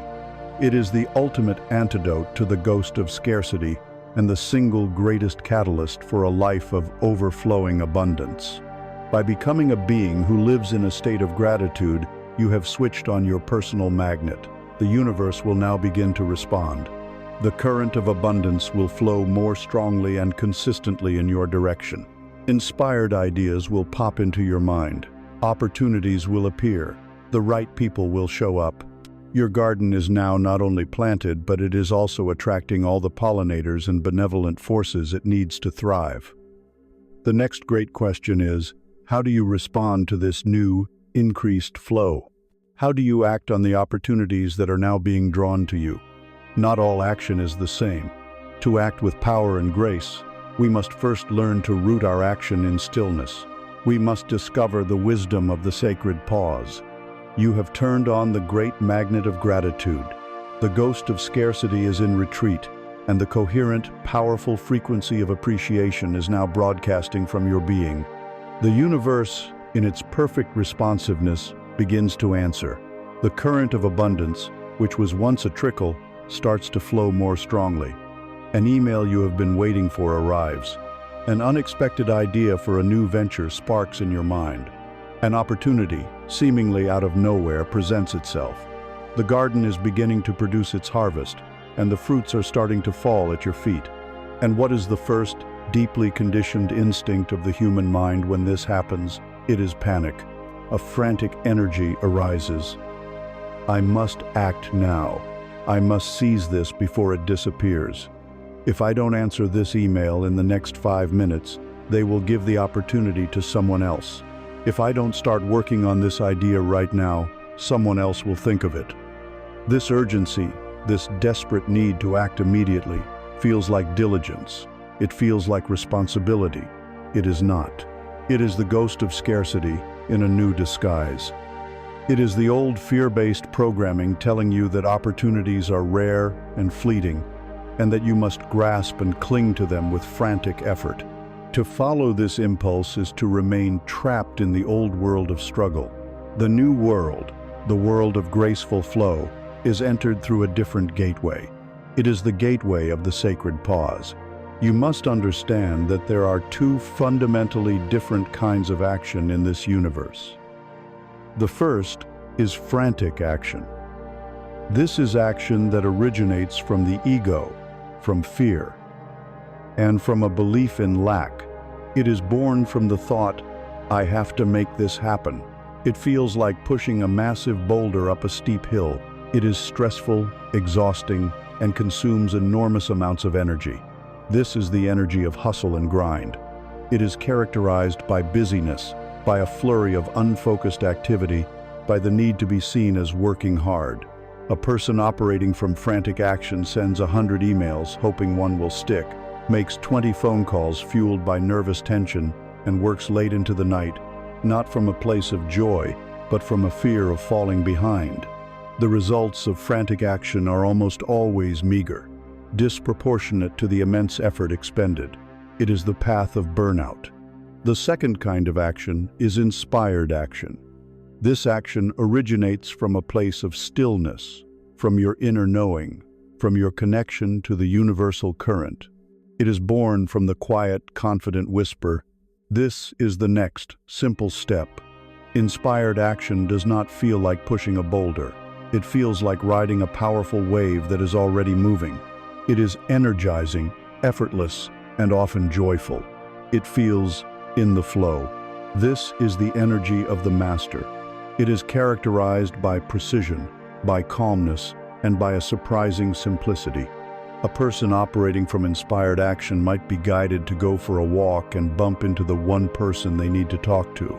They might send only one perfectly worded email that hits the mark with breathtaking accuracy. They achieve magnificent results with a minimum of apparent effort because they are not acting alone. They are acting in concert with the entire universe. The difference between these two ways of being can be perfectly understood through the metaphor of the archer.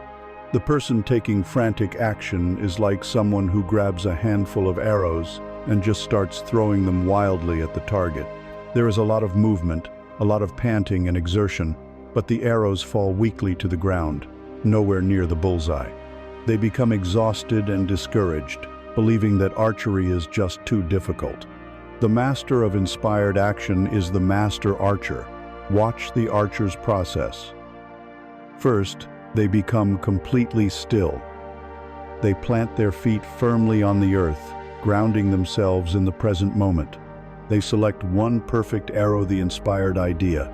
Then comes the most important movement of all, the movement that a frantic person would see as a waste of time. They pull the bowstring backwards. This is the sacred pause. The further they draw the arrow back, the more tension is gathered in the bow, the more potential energy is stored. It is a state of extreme tension, yet it is held in perfect stillness, with perfect focus. All the power for the arrow's flight is generated not in a forward lunge, but in this deep, deliberate backward pull. Then, holding their aim with a calm breath, their eyes fixed only on the target, the intention, they do not throw the arrow, they do not push it, they simply release, they let go. And the arrow flies, not from the brute force of the archer, but from the potential energy stored in the pause. It flies with a power, a speed, and an accuracy that the frantic arrow thrower could never comprehend. Your power is not in your lunge, your power is in your pause. So how do we practice this in our daily lives? The urge to act immediately is your cue. The moment you feel that frantic, nervous energy arise in response to an opportunity or a problem, that is your signal to stop. That is your signal to begin the sacred pullback of the bow. The first step is to do nothing. Literally. Plant your feet. Take 3 slow, deep, conscious breaths, feeling the air move all the way into your belly. This simple act short-circuits the fight-or-flight response of your nervous system. It tells your body, we are not in danger, we have time. The second step is to connect inward. Place a hand on your heart to connect with your feeling center. Close your eyes, and in the quiet of your mind, ask a simple, gentle question. Not, what should I do? Which is a question of the panicked mind. Ask, what is the next, most graceful, inspired step? Or even more simply, show me. You are not trying to figure out the entire 10-step plan. You are only asking for the very next nudge, the very next movement. The third step is the most crucial. You must listen in the silence. Do not rummage around in your analytical mind for an answer. Your intellect is the frantic arrow thrower. Instead, listen to the quiet space after you ask the question. Be patient. The answer will arise from the stillness.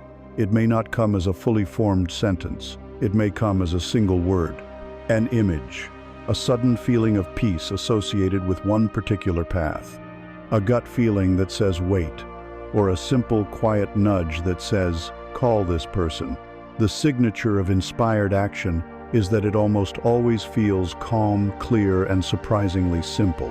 When this nudge comes, the fourth step is to act on it, without delay and without second-guessing it. It is the archer's release. And because the action was born from stillness and alignment, you will find that it carries a strange and wonderful power. It will feel supported. The universe will seem to conspire to make it work. Doors will open. The right words will come to you. You will be acting with a power that is far greater than your own personal energy, because you are now an instrument of the universal current. You have become the master archer. The sacred pause is the bridge between the world of struggle and the world of grace. It is the moment where you cease trying to impose your will upon the universe and instead align your will with the universe. It is the ultimate act of trust, a declaration that you know you are part of a friendly and intelligent cosmos that is working with you. You learn that your effectiveness is not measured by your speed, but by your stillness. Your power is not in your effort, but in your alignment. Now, a new, more subtle challenge presents itself. The archer has learned to draw the bow, to aim from a place of stillness, and to release the arrow with grace and power. The arrow is now in flight, moving towards its target. What would happen if the archer, in a fit of anxiety, started running after the arrow, trying to adjust its course in mid-air, trying to guarantee it hits the bullseye? The attempt would be absurd, and it would ruin a perfect shot. And yet, this is precisely what we do when we become attached to the outcome of our inspired actions. We have learned to act. Now we must learn to let go. We must master the final, liberating art of detachment. The master archer has found their stillness. You have learned to draw back the bow of your intention in the sacred pause, to aim from a place of alignment, and to release your arrow, your inspired action, with grace and power. The arrow is now in flight. It is soaring through the air, imbued with the full potential of your focused energy. And now you are faced with the final and most profound test of the master, the test of faith. Can you stand still and simply watch it fly? Or will you give in to the frantic urge to run after it, to shout instructions at the wind, to try and steer it in mid-air? This is the crucial, culminating art of detachment. It is the secret ingredient that allows miracles to unfold. We must begin by addressing the great paradox that has confounded spiritual seekers for ages. How can I passionately desire a specific outcome while simultaneously being detached from it? The two states seem to be in direct opposition. This confusion arises from a misunderstanding of what detachment truly is. Detachment is not apathy. Apathy is a low-energy state of resignation that says, I don't really care if this happens or not. It is the energy of a dead battery. Detachment, however, is a high-energy state of profound trust. Detachment says, I have set a clear and beautiful intention. I have infused it with my joy and belief. I have taken the inspired action. And now, I have absolute faith that this outcome, or something even better, is making its way to me through the most perfect and graceful path. Therefore, my work is done. I can be at peace now and enjoy the journey. Apathy is giving up. Detachment is letting go. The difference is infinite. To practice this, we must learn to separate our clear intention from our fearful attachment. Think of your intention as the clear, resonant note you send out into the universe. It is the what. I choose to experience a life of financial freedom and creative joy. It is a clean, powerful signal. Attachment, on the other hand, is the static that corrupts the signal. It is the fearful, controlling, ego-driven grip on the how, the when, and the in, what exact form.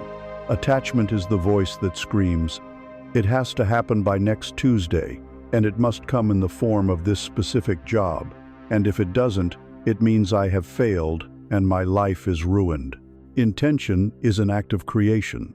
Attachment is an act of strangulation. You are trying to do the universe's job, and the universe is infinitely better at its job than you are. To release our attachment, we must first dissect it. We must understand why our fist clenches so tightly around our desires. At its very core, attachment is a symptom of a profound lack of trust. It is the implicit belief that the universe is a clumsy, forgetful, or even hostile entity that will surely mess things up if you don't micromanage every single detail. It is the arrogance of the ego, which believes its tiny, limited perspective can possibly orchestrate a better outcome than the infinite intelligence that coordinates the orbits of galaxies. When you are attached, you are trying to be both the archer and the wind. You cannot be both. Attachment is also fueled by the ego's desperate need for control and validation. The ego finds its identity in doing, in managing, in achieving. The state of surrender, of letting go, feels like a kind of death to the ego because it cannot take credit for a victory that unfolds through grace. It wants to be able to say, "I did this. I made this happen through my cleverness and effort." Detachment requires you to say, "I aligned myself with a power greater than myself, and a miracle unfolded." This requires a humility the ego finds terrifying. Furthermore, we create immense suffering for ourselves when we attach our sense of self-worth to the outcome. We create a false equation that says, goal achieved equals I am worthy. Goal failed equals I am unworthy. This places an unbearable pressure on the manifestation process. Every delay, every unexpected turn becomes a direct assault on our value as a person. But as we have already established, your worthiness is inherent. It is the non-negotiable factory setting of your soul. It is not, and never has been, contingent on any external achievement. Finally, attachment broadcasts the repulsive energy of needing. When you need something to happen, you are vibrating at the frequency of its absence. You are screaming into the universe, "I don't have this. I lack this. My current reality is defined by the not having of this thing." The universe, being a perfect and impersonal mirror, can only reflect back to you more of your current vibration, more of the state of not having. Needy, desperate energy repels what it seeks. It is like chasing a beautiful butterfly. The more you lunge at it with your net, the more erratically it flies away. Detachment is the art of sitting still in your garden, becoming so peaceful and fragrant in your own being that the butterfly comes and lands gently on your shoulder. Let us now embrace a new metaphor to guide us, one that perfectly captures the delicate balance between intention and detachment. This is the metaphor of the paper lantern. Imagine you are going to send a message of your desire to the heavens. First, you must craft the lantern. This is the joyful setting of your intention. You choose a beautiful piece of paper, representing the clarity and beauty of your desire. With loving care, you write your intention onto it. You build the delicate bamboo frame, which represents the initial, inspired actions you take to give your desire structure. This is an engaged, creative, and joyful process. Next, you must light the flame. This is the candle you place inside the lantern. This flame is the emotional energy of your desire already fulfilled. It is the preemptive gratitude, the feeling of joy, peace, and excitement you generate now. You are not hoping for the feeling, you are creating it. This flame is what gives the lantern its power, its lift. And now, the moment of truth. The lantern is crafted, your message is written, the flame is lit. It begins to fill with hot air, with potential energy. You can feel it pulling upwards in your hands, eager to fly. This is the point where the ego wants to grip tighter, but the master knows this is the moment of release. You find a clear, open space, you hold the lantern up to the sky, and with a heart full of trust, you open your hands, you let it go. This is the sacred act of detachment. Your work is done. Now you simply stand back and watch it fly. You don't try to control the wind. You don't shout instructions at the sky. You don't worry if it's going too far to the left or to the right. You trust the infinite wisdom of the currents of the air to carry your message to its perfect destination. You admire the beauty of its flight. Your joy is now in the watching, in the trusting, in the knowing. The lantern may drift off in a direction you did not expect, caught by a higher current you were not aware of, only to be delivered to a place even more magical than the one you had imagined. This is how the universe works when you allow it to. To bring this profound spiritual concept into your daily life, here are some practical ways to cultivate conscious detachment. The first is to attach the this or something better clause to all of your intentions. Whenever you set a goal or visualize an outcome, conclude your practice by saying, either silently or aloud, I call in this, or something even better, for the highest good of all concerned.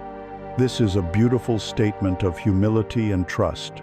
It loosens the ego's grip on the specific form and opens you up to the boundless creativity of the universe. It acknowledges that your limited vantage point may not be able to see the most magnificent possible outcome. The second practice is to focus on the feeling, not the form. Get absolutely clear on the feeling you believe the goal will provide you. Do you want that specific promotion, or do you want to feel respected, creative, and financially secure? The promotion is just one of many possible forms that can deliver that feeling. By obsessing over the feeling state, you detach from the specific form and give the universe infinite avenues through which to bring you your desire. You might get a better offer from a different company, or the inspiration to start your own business, which would provide those feelings in an even more expansive way. A third practice is to consciously give the universe the job. After you have taken your inspired action, sent the email, made the call, launched the website, perform a small mental ritual. Imagine placing your goal, your desire, into a beautifully ornate box. Tie it with a golden ribbon. Then, visualize yourself handing this box to a benevolent, infinitely wise, and infinitely capable universal intelligence. Say to it, I have done my part with love. The rest is up to you. I trust you completely with the timing and the method. Please handle the delivery. Surprise and delight me. Then turn and walk away. Leave the delivery service to do its job. This leads to the final and most important practice of all. Get joyfully busy with the rest of your life. The worst thing you can do after releasing your lantern is to stand in the field for weeks, staring at the empty sky, tapping your foot, and wondering where it is. That is not trust. That is anxious waiting, which is just another form of attachment. The true sign that you have detached is that you have reinvested your precious energy back into the present moment.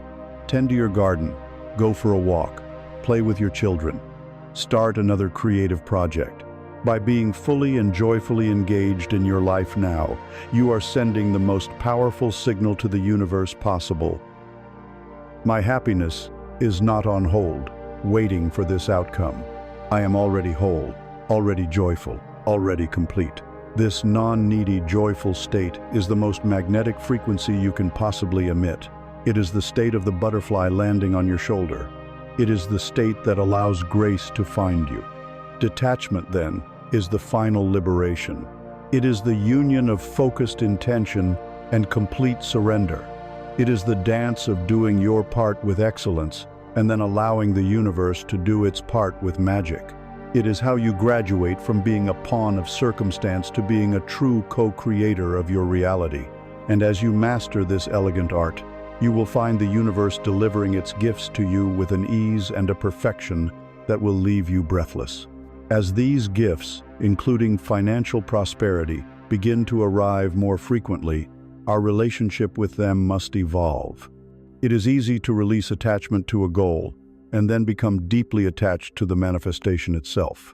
Our next crucial task is to purify our perception of the gifts themselves.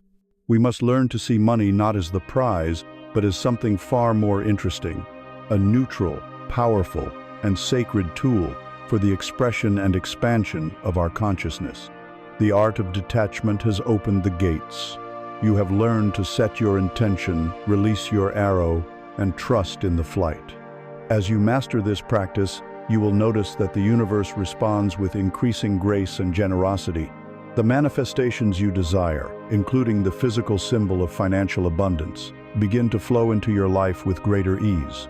And here, at the threshold of receiving, you face a new and critical challenge: your relationship with the gift itself.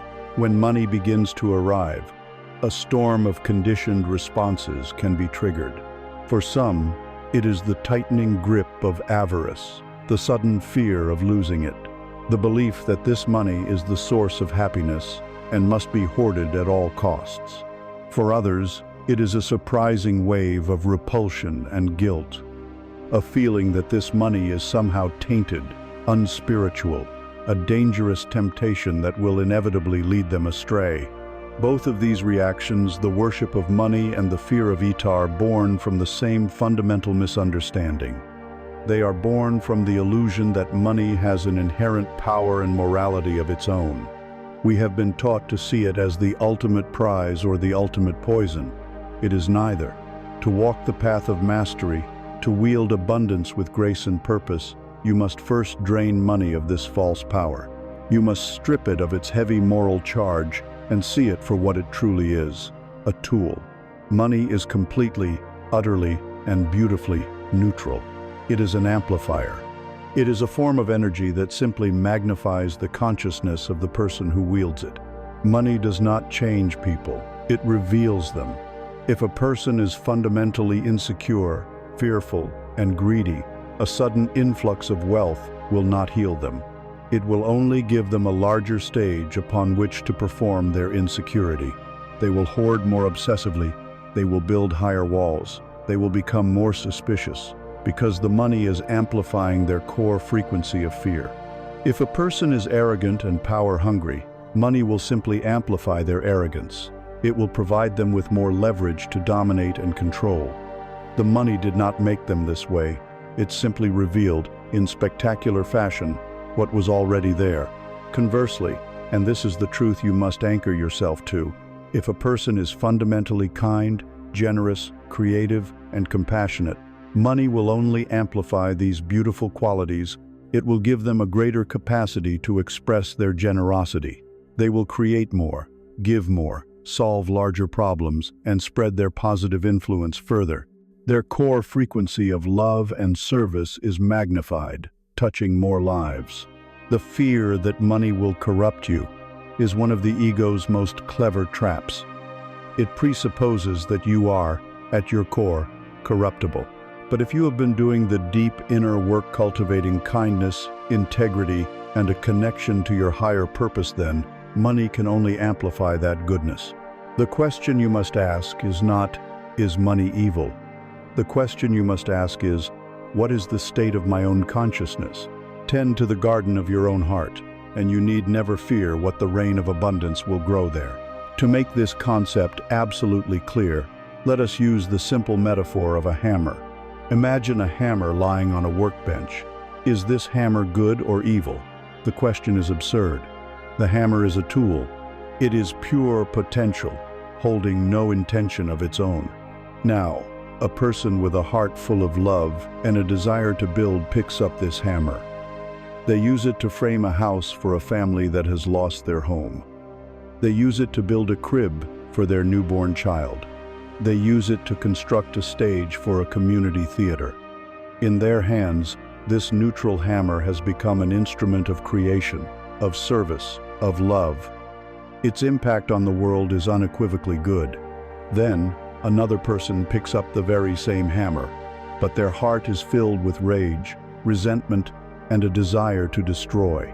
They use the hammer to smash a window, to break a beautiful sculpture, to inflict violence. In their hands, the same neutral tool has become an instrument of destruction, of fear, of pain. Now, ask yourself the crucial question. Was the hammer responsible for the house or for the broken window? Of course not. The hammer was simply the conduit. All of the creative or destructive power flowed from the consciousness of the person who wielded it. Money is precisely the same. It is a neutral tool. In your hands, a sum of money can become a tool for immense good.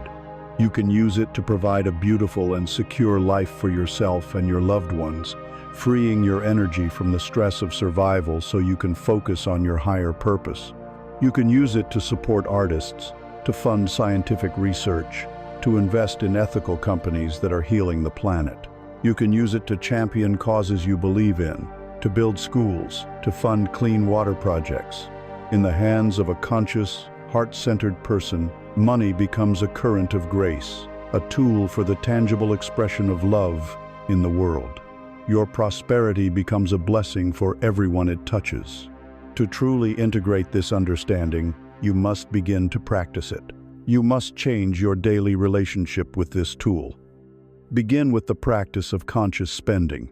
Every time you exchange money for a good or a service, see it not as a loss from your account, but as a vote you are casting for the kind of world you want to live in. When you choose to buy organic food from a local farmer, you are casting a vote for sustainable agriculture and for your community.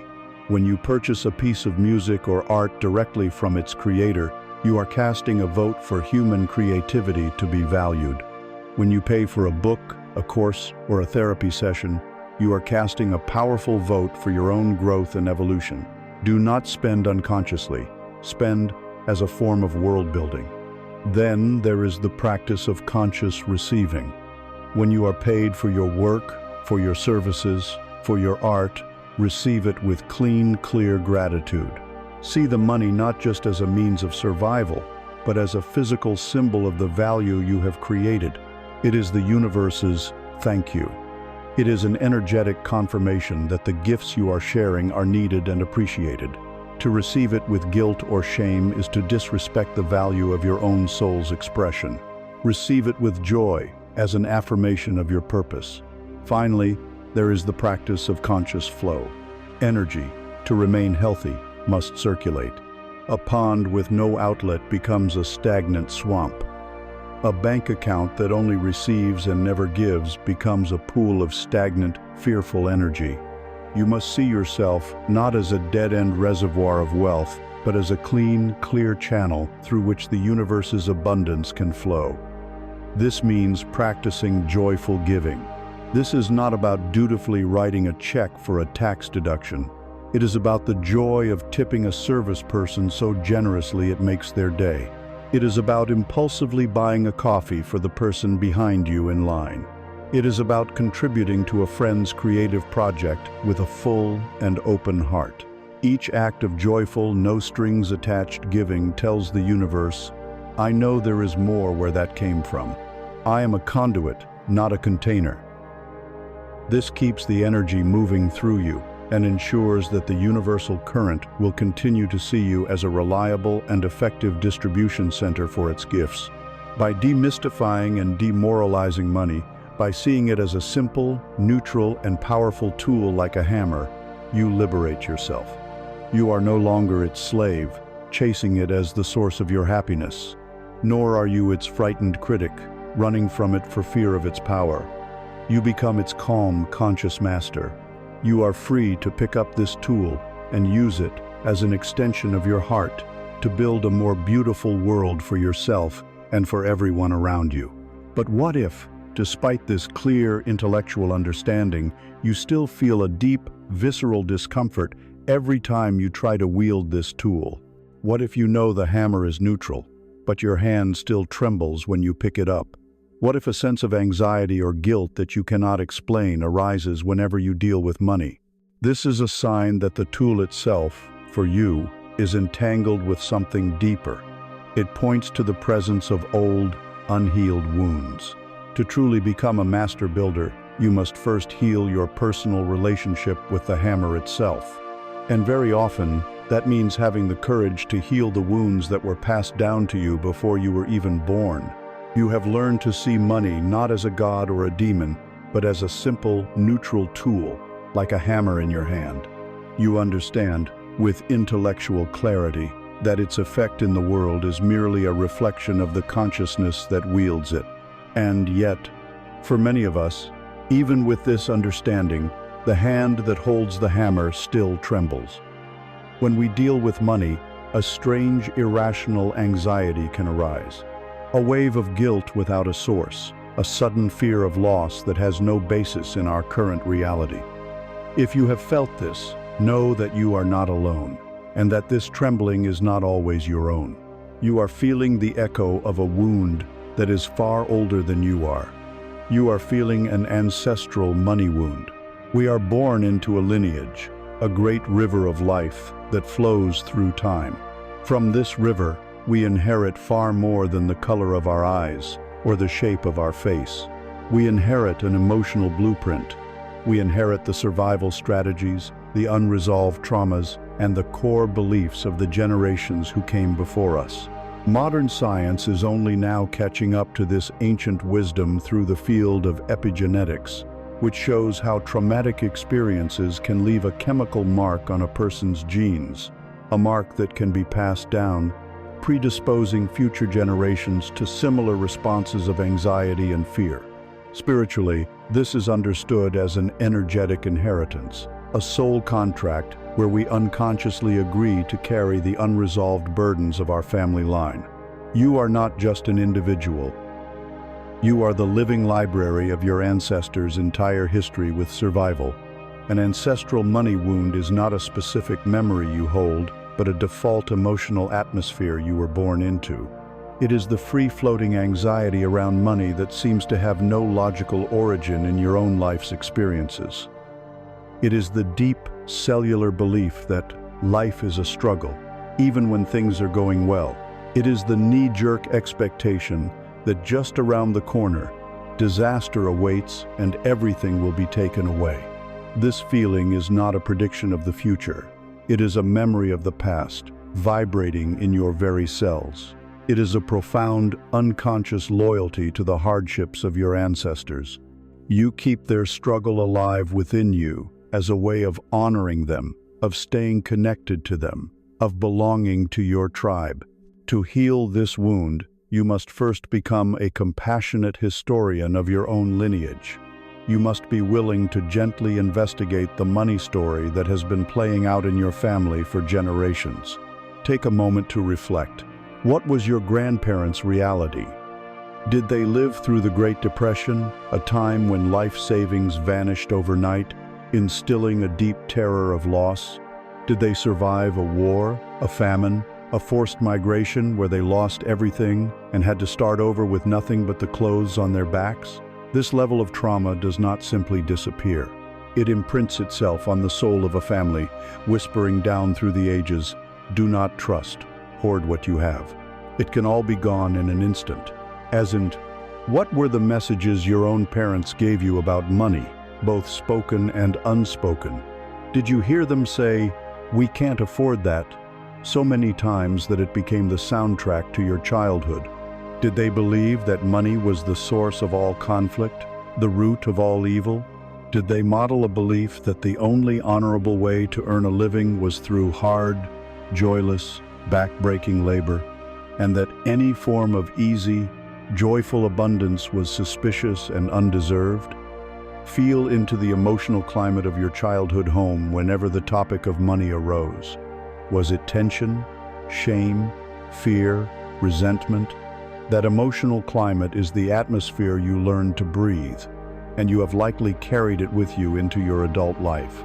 Now, with this awareness, look at your own life with gentle eyes. Can you see how these ancestral patterns are replaying themselves through you? Perhaps you experience a deep, illogical panic whenever you accumulate a comfortable amount of savings. You feel an urgent need to spend it, or an unconscious expectation that a crisis will arise to wipe it out. This is you, being loyal to your grandparents' experience of loss. Perhaps you feel a strange and powerful guilt when you achieve a level of success or ease that your parents never knew. This guilt can lead to acts of self-sabotage, making a poor investment, quitting a great job to bring you back down to a level of struggle that feels more familiar, more loyal to your tribe. You feel you do not have the right to surpass them. Perhaps you have a deep distrust of ease. If an opportunity comes to you gracefully, without immense struggle, you feel suspicious of it. You believe, on a cellular level, that anything of value must be paid for with pain and sacrifice, because that is the story of your lineage. Recognizing these patterns is the first, crucial step. You are not flawed or broken. You are simply loyal, and your loyalty has been misplaced in their struggle, rather than in their dream for you to have a better life. Let us use a metaphor to hold this complex reality. Imagine your family lineage is a magnificent tree, stretching back through time. You are one of the newest and highest branches, reaching for the sunlight of your own potential. The great roots of this tree run deep into the soil of the past, drawing nourishment and stability from the lives of all who came before you. For many of us, however, those roots have been anchored in poisoned soil. The soil of history has been contaminated by the trauma of war, poverty, injustice, and famine. In order to survive, the roots of your family tree had no choice but to absorb this poisoned water. They drank in the fear, the lack, and the struggle, and this became their nourishment. This energy flowed up the great trunk of the tree and into every branch, including yours. It explains why, even on a bright, sunny day in your own life, your leaves can sometimes feel withered by an anxiety that has no name. You have been unconsciously drinking from a poisoned well. The beautiful and empowering truth is that you, as a conscious branch bathing in the sunlight of your present-day awareness, have a unique power. You are not doomed to repeat the past. You can heal the entire tree. The act of healing is not about cutting yourself off from your roots. That is neither possible nor desirable. Your lineage is your strength. The healing is an alchemical process. You have the ability to absorb the pure light of your consciousness, your love, your gratitude, and to actively send that golden energy down through your branch, down the trunk, and into the very roots of the tree. You can purify the water the roots are drinking. In healing yourself, you are not betraying your ancestors. You are liberating them. You are completing their journey. To facilitate this profound work, let us now move through a sacred ritual of release and healing. Find a quiet, comfortable space where you will not be disturbed for some time. If you wish, light a candle or a stick of incense to signify that you are stepping out of ordinary time and into sacred time. Close your eyes. Take a few deep, centering breaths. Now, I want you to imagine, in whatever way feels safe and comfortable for you, the presence of your ancestors. Picture your parents standing behind you, placing their hands gently on your shoulders. Behind them, see your grandparents. And behind them, their parents and so on, stretching back in two great lines into the mists of time. See them not as frightening ghosts, but as a great cloud of witnesses, the river of life that resulted in you. They are here to support you. Now, from your heart, speak to them silently. Begin with honor and acknowledgement. Say, I see you, I honor you all. I acknowledge the lives you lived and the hardships you endured. I acknowledge the wars you fought, the famines you survived, the losses you suffered. Thank you. Thank you for your resilience, for your sacrifices, for everything you did to ensure that life would continue, so that I could one day stand here, in this moment. I honor you. Feel a wave of love and respect flowing from you to them. Now, we move to the declaration of release. This is your moment of sovereign power. Speaking with clarity and love, say, I acknowledge the pain, the fear, and the beliefs about lack and struggle that you were forced to carry. I see how I have unconsciously carried them for you, out of love and loyalty. But your journey is not my journey. Your struggles are not my destiny.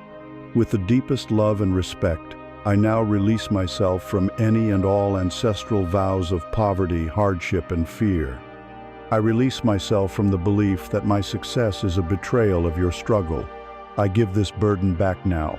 I release it from my cells, from my energy field, from my soul. Visualize these heavy gray energies flowing out of you, down into the earth beneath your feet, which lovingly receives them and composts them into neutral energy. Feel the lightness beginning to dawn in your body.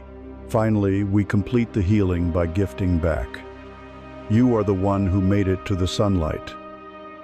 Now, send that light back to them. Imagine a beautiful, golden light of peace, of joy, of security, of overflowing abundance, flowing from your heart. Send this golden light backwards, down the lines of your ancestors. Watch as this light washes over them, soothing the lines on their faces, relaxing their tired shoulders. See them smile. You are sending them the message. Your sacrifice was not in vain. Look at what we have become. Look at the peace we have found. We are free now. You are free now. Feel the collective sigh of relief that ripples through the entire lineage. Stay in this feeling for a few moments. Then, with a final wave of gratitude, thank your ancestors for their presence and allow their images to gently fade. Take a deep breath and come back fully into your body, into the present moment. You have just performed a profound act of spiritual housekeeping. You have unburdened your soul from weights you may not have even known you were carrying. The deep, stubborn ancestral knots have been untied. With these blockages cleared, your energy field is more open and luminous than ever before. The channel to the universal current is wide and unobstructed. You are no longer bound by unconscious loyalties to the past. You are free. And with this radical new freedom, you are finally, truly ready to experience what it feels like to live in complete harmony with creation. You are ready to step into the effortless, joyful, and highly creative state where miracles are your new normal. You are now ready to enter the flow. You have walked through the sacred groves of your lineage and made peace. You have unburdened your soul from the heavy, invisible weights of the past. The channel of your being, once constricted by ancestral fear and unconscious vows, is now clearer and wider than it has ever been. The result of this profound inner work is a newfound freedom, a lightness, a readiness. You have prepared the ground, and now you are ready to experience the state of being that is your birthright, the flow state of abundance. This state, known to athletes as the zone and to spiritual masters as the state of non-dual awareness, is the pinnacle of human experience. It is that magical space where the doer disappears, and the doing simply happens through you. The struggle ceases. The effort vanishes. The inner critic falls silent. There is only a seamless, graceful, and joyful unfolding of action in the present moment. This is not a rare state reserved for a chosen few. It is the natural consequence of a consciousness that has been cleared of resistance. It is the experience of living in complete harmony with the universal current. What does it feel like to be in this state of flow? The first thing you notice is a profound loss of self-consciousness. The part of your mind that is always monitoring, judging, and worrying about how you are perceived simply dissolves. You are no longer concerned with failure or success, with praise or criticism. You are too deeply absorbed in the activity itself. Time becomes fluid and elastic. Hours can pass by in what feels like minutes. You look up from your work, shocked to find that the entire afternoon has vanished, yet you do not feel tired. You feel energized, alive, more vibrant than when you began. In the flow state, your action and your awareness merge into a single, unified stream. There is no longer a gap between thought and execution. The idea to write a certain sentence flows directly to your fingertips. The solution to a complex problem appears in your mind fully formed. Your body moves with an unthinking grace and precision. It feels as though you can do no wrong, as if you are being guided by an invisible and benevolent intelligence. And most beautifully, the experience becomes its own reward. You are not painting the canvas to sell the painting. You are painting for the sheer ecstasy of mixing the colors and watching the image emerge. You are not writing the code to get the paycheck. You are writing it for the deep satisfaction of solving the puzzle. This is the ultimate state of detachment, where the joy of the journey completely eclipses the destination. The most perfect metaphor for this state of being is that of the master surfer upon the ocean. The ocean is the universal current, the infinite field of energy and potential. It is powerful, unpredictable, and always in motion. The waves are the specific opportunities, the creative projects, the invitations for growth that are constantly rising and falling. A person living in a state of fear and resistance stands on the shore, either terrified of the ocean's power or angrily trying to build dams to control it. The frantic actor tries to swim against the current, fighting the waves, and quickly becomes exhausted. The master surfer, the one who lives in flow, has a different relationship with the ocean. They begin with the sacred pause. They do not paddle desperately after every small ripple. They sit calmly on their board, beyond the crashing surf, and they watch the horizon. They feel the rhythm of the water. They observe the patterns. They are in a state of patient, relaxed awareness. They use their intuition, honed by experience, to spot their wave, the one with the right shape, the right power, the right direction for them. They know they do not need to ride every wave, only the ones that are truly theirs. As their chosen wave approaches, they do not brace against it. They turn and align with it. They paddle to match its speed, synchronizing their own energy with the immense power of the ocean.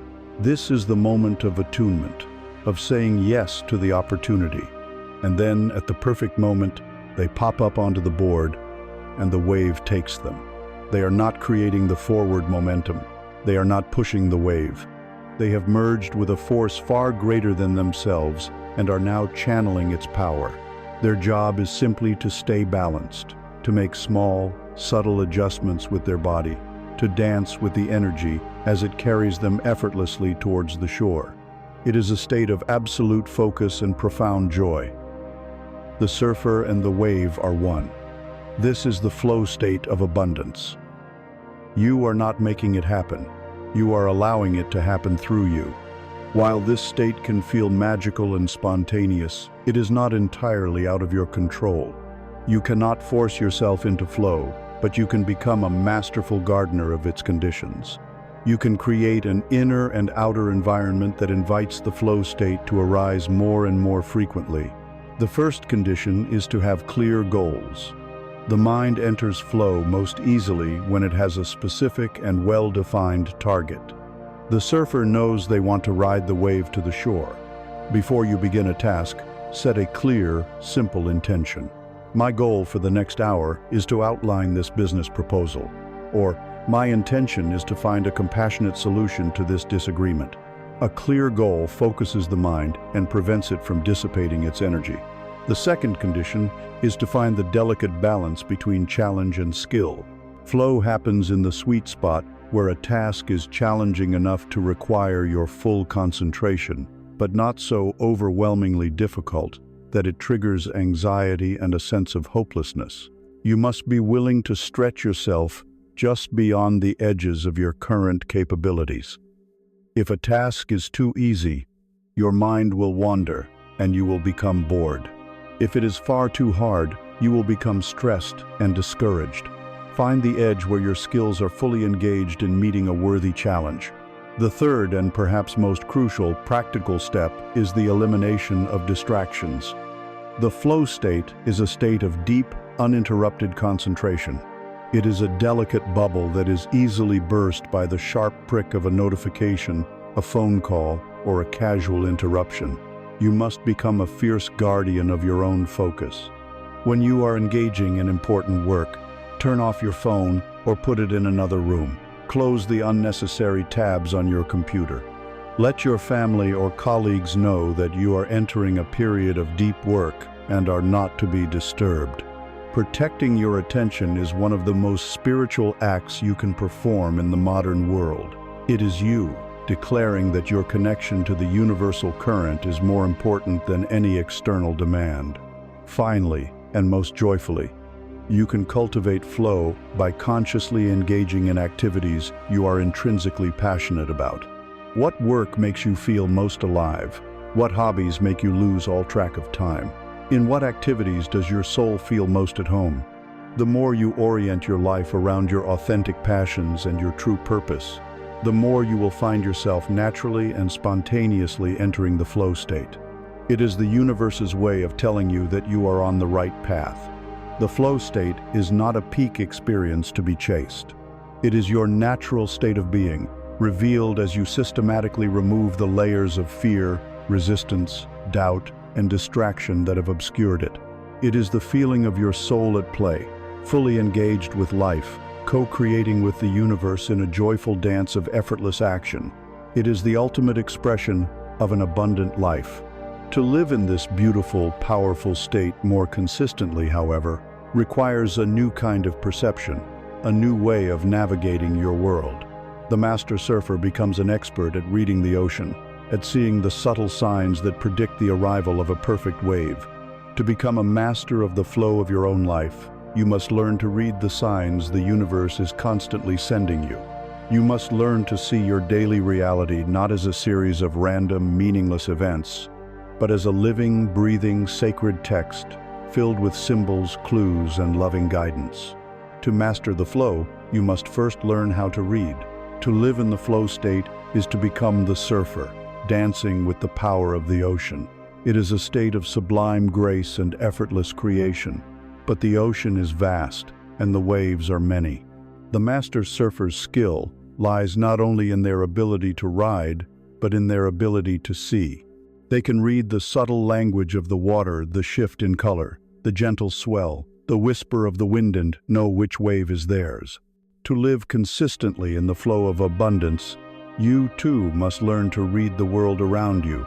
You must come to understand that your reality is not a random series of events. It is a living, breathing, sacred text, a personal manuscript written in a symbolic language, designed specifically to guide you home. The universe is not a silent, empty void. It is a field of infinite intelligence, and it is in constant communication with you. It is always leaving you clues, sending you messages, nudging you in the right direction. The problem is not that the universe is silent. The problem is that we have forgotten how to listen. We have been trained to value only the literal, the logical, the provable. We have been taught to read only the black ink on the white page and to dismiss the illustrations, the metaphors, and the feelings the story evokes. To awaken to a life of magic and guidance, you must retrain your senses. You must learn the symbolic language of your own sacred text. What is this language? It is not a language of words, but of patterns, feelings, and meaningful coincidences. One of its most powerful dialects is the language of synchronicity. These are the events that are so timely, so statistically improbable, that they make the hairs on your arm stand up. You are struggling with a specific question, and you open a book to a random page and the answer is staring you in the face. You think of a friend you haven't spoken to in a decade, and your phone rings and it is them. You mention needing a particular skill for a project, and the person you are having coffee with says, "Oh, my cousin is an expert in that. Let me connect you." These are not accidents. These are the universe winking at you. They are divine punctuation marks in the text of your life, designed to make you look up and pay attention. They are the author's way of saying, "Yes, you are on the right path. I am with you." Another dialect is the language of recurring symbols and numbers. You may find yourself seeing the same sequence of numbers, 1111 on the clock, 444 on a license plate, 222 as the total on a receipt. Or perhaps a specific animal keeps appearing in your life in unusual ways: a hawk circling overhead every day, a spider building a web on your window, a deer crossing your path. In the literal world, these are meaningless. But in the symbolic language of your sacred text, they are recurring motifs, like keywords in a chapter. Their appearance is a gentle bell, reminding you to be present and to consider the theme that is currently at play in your life. The specific meaning of these symbols is less important than the fact of their repetition. The repetition itself is the message. It is the universe tapping you on the shoulder and saying, "Pay attention to this. There is something here for you to understand." End of 40. The language of dreams is perhaps the most ancient and intimate dialect of all. At night, when your conscious, analytical mind is at rest, the author of your sacred text has a direct line to your awareness. Dreams are chapters written in pure, unadulterated metaphor. They show you your hidden fears, your deepest desires, and your highest potentials, all cloaked in the rich, symbolic imagery of your own personal mythology. To ignore your dreams is to leave entire chapters of your sacred text unread.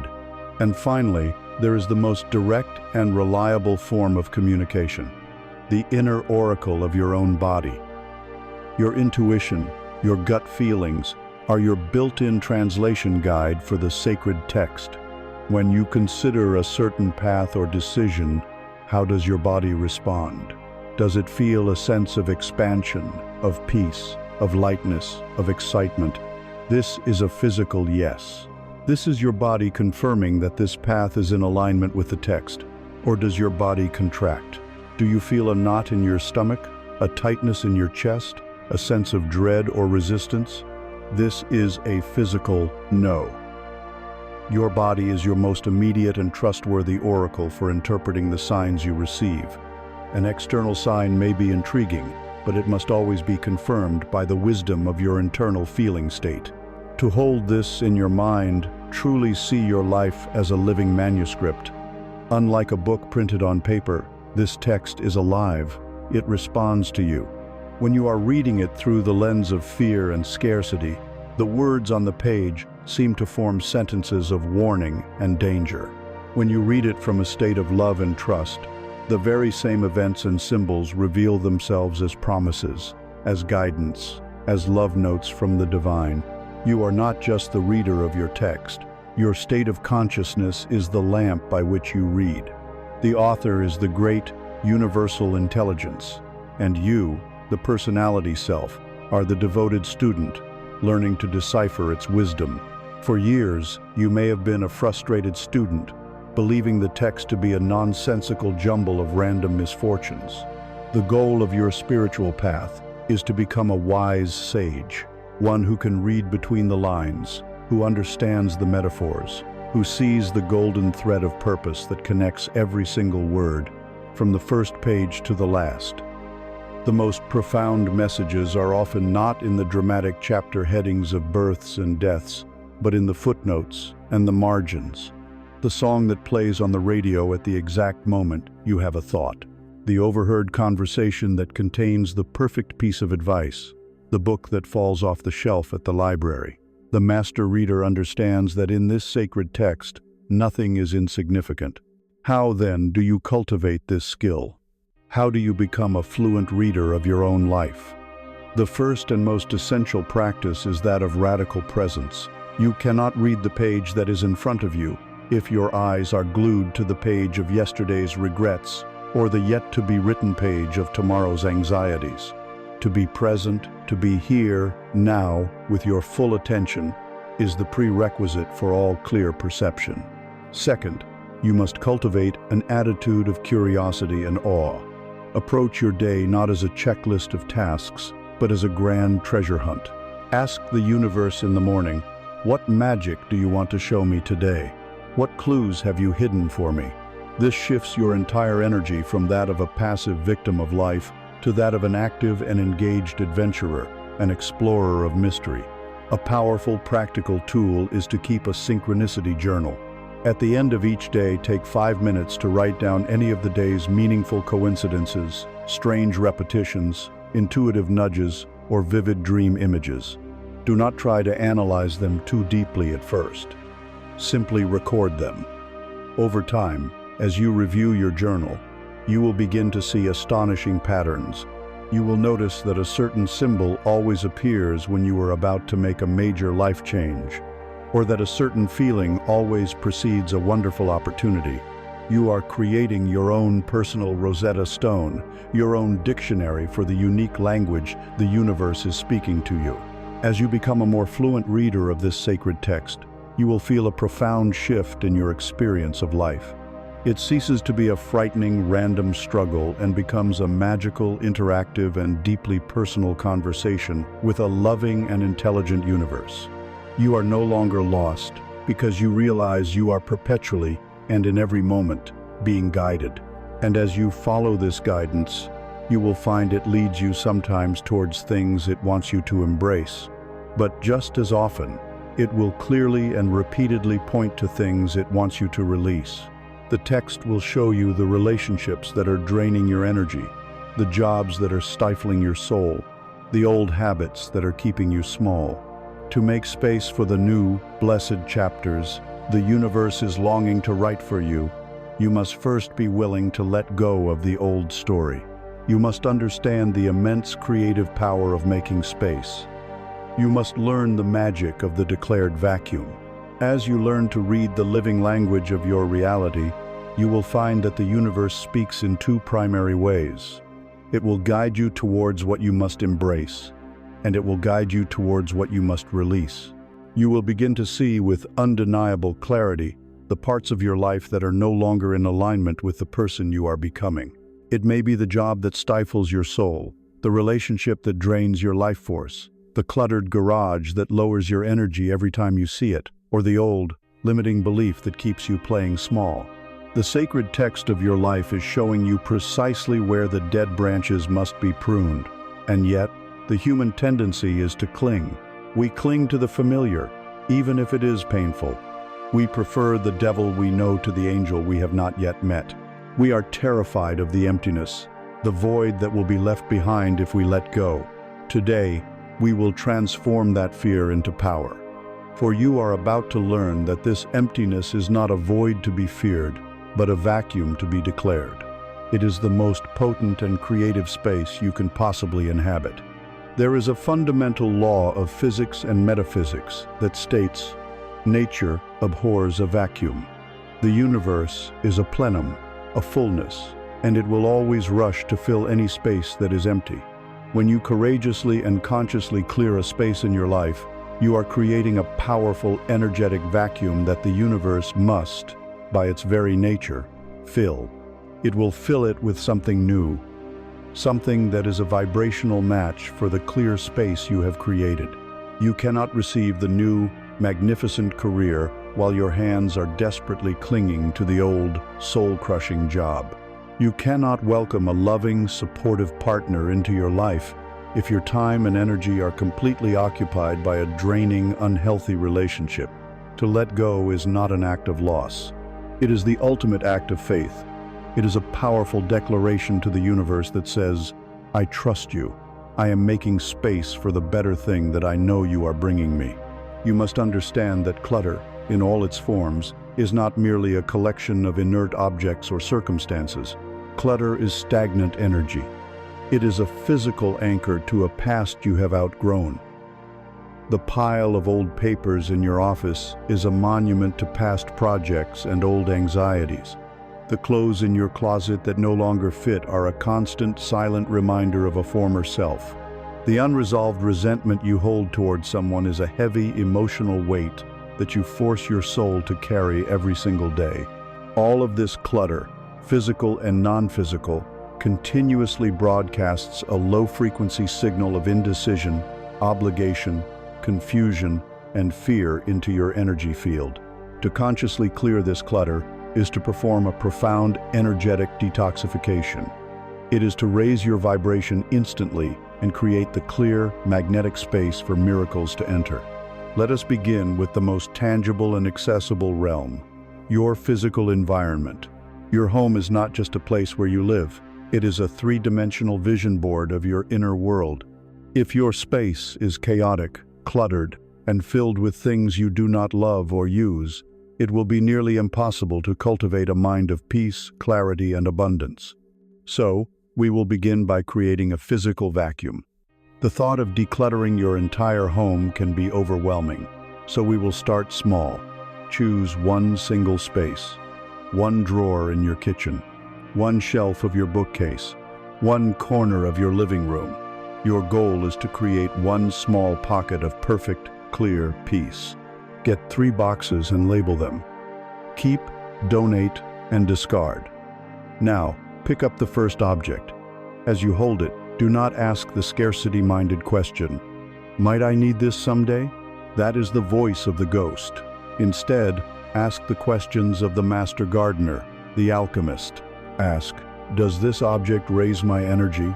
Does looking at it and touching it make me feel expansive, joyful, and aligned with my future self? Or does it make me feel heavy, obligated, or tied to a past I am ready to release? Be ruthless in your honesty. You are not just clearing a shelf, you are curating your reality. Now, apply this to your wardrobe. Your closet is a particularly powerful space, as it contains the costumes of your identity. Open it. Are you holding onto suits from a corporate job you hated? Let them go. That chapter is over. Are you keeping jeans that fit you 10 years ago, which cause a pang of self-criticism every time you see them? Let them go. You are honoring the beautiful body you have right now.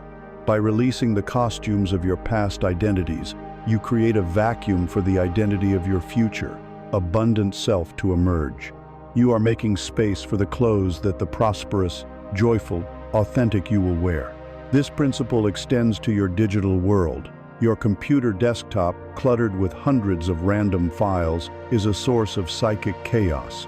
Your email inbox, overflowing with thousands of unread messages, is a monument to overwhelm. Your social media feed, filled with accounts that trigger comparison and self-doubt, is a form of self-administered poison. Take an hour and create a digital vacuum. Unsubscribe from the mailing lists.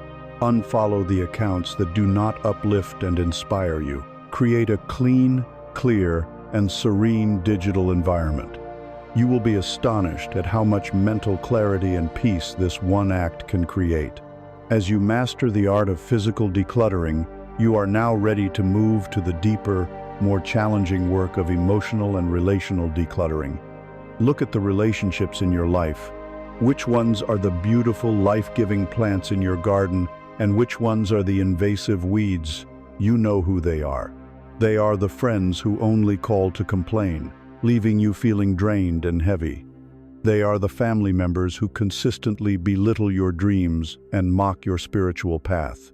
They are the partners who do not celebrate your growth because it threatens their own stagnation. These relationships are massive energy leaks. You cannot hope to fill your cup with abundance when these leaks are constantly draining it. Letting go of a person is, of course, far more difficult than letting go of an old sweater. We fear being perceived as cruel or disloyal. We fear the loneliness of the empty space. But to allow a relationship to persist that is actively harming your spirit is not an act of kindness. It is an act of self-abandonment. Creating a relational vacuum does not always mean a dramatic, confrontational severing of ties. Sometimes it is a quiet, internal process. It can mean loving someone from a safe distance. It means you no longer make yourself available for the draining patterns of conversation. You shorten the phone calls. You decline the invitations. You create firm but loving, energetic boundaries that protect your peace. In other cases, a clean break is necessary.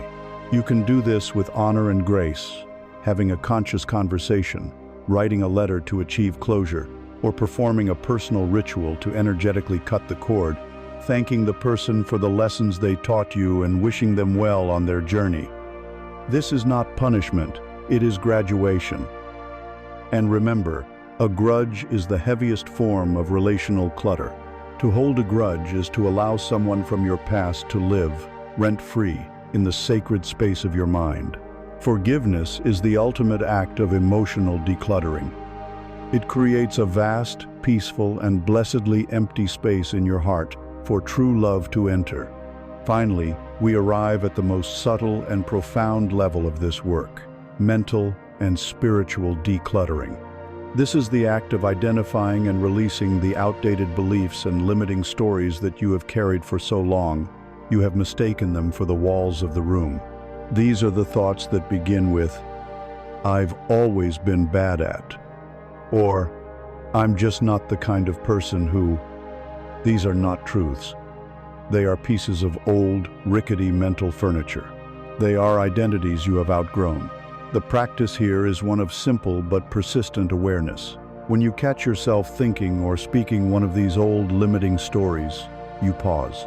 You ask, is this story still true? Is it? Or is it just a habit? Does this belief serve the magnificent, powerful person I am now choosing to become? Then, with the full authority of your conscious mind, you declare a new story. The old belief was that I was not creative. The new truth is that I am a clear channel for infinite, divine creativity. You are consciously removing the old furniture and installing a new, golden throne in its place. This applies to your spiritual life as well. Perhaps you are clinging to a religious dogma or a spiritual practice that no longer resonates with your soul. You may have outgrown it. Giving yourself permission to let it go, with gratitude for what it once taught you, creates a spiritual vacuum. It creates a space for a more direct, more personal, and more authentic connection to the divine to emerge, free from the confines of secondhand belief. And of course, the most powerful way to create a mental vacuum is through the practice of meditation. To sit in stillness, to allow thoughts to rise and fall without hooking into them, is the ultimate form of mental decluttering. It is the act of emptying the entire room, polishing the floors, and opening the windows, allowing the fresh, clean air of pure consciousness to circulate. By courageously undertaking this work of declaring a vacuum on all levels of your being, physical, relational, emotional, and mental, you have made one of the most powerful statements possible to the universe. You have cleared the stage. You have wiped the slate clean. You have taken a deep breath and created a vast, beautiful, and sacred emptiness. You have signaled that you are no longer available for the old reality. You have become a clean and clear vessel, ready and waiting to be filled. An empty vessel is a thing of pure potential, but its ultimate purpose is to be filled. And so, the great question arises. Now that you have this beautiful, sacred space, what will you fill it with? Will you fill it with your own desires, or will you offer it up for an even higher purpose? The fastest, most joyful, and most powerful way to attract true and lasting abundance into this newly created vacuum is to dedicate it to the service of something greater than your own small self. By shifting your focus from, "What can I get to fill my space?" to, "How can I use my space to give?" you align yourself with the most fundamental creative impulse of the universe itself. You are now ready to explore the highest and most potent form of attraction, the law of sacred service. You have done the courageous work of creating space. You have swept the floors of your mind.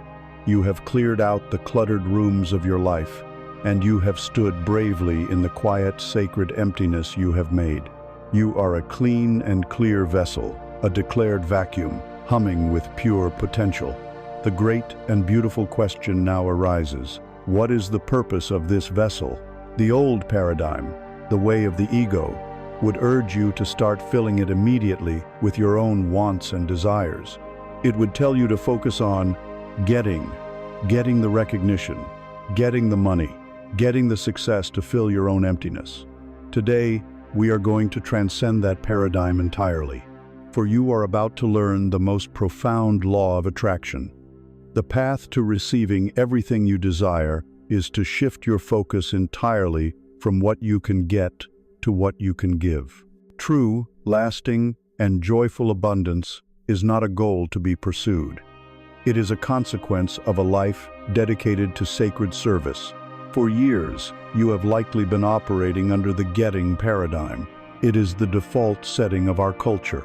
It is rooted in the ghost of scarcity, the belief that you are a separate, lacking entity that must pull resources from a stingy world towards yourself. It is a mindset of struggle.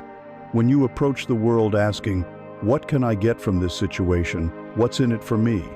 you are broadcasting an energy of neediness. It is the energy of the clenched fist, trying to grab and take. This energy is deeply repulsive to the universe. It creates resistance in others and closes the very doors you are trying to force open. A life focused on getting is a life of endless, anxious striving. Even when you get what you want, the satisfaction is fleeting, quickly replaced by the gnawing hunger for the next acquisition.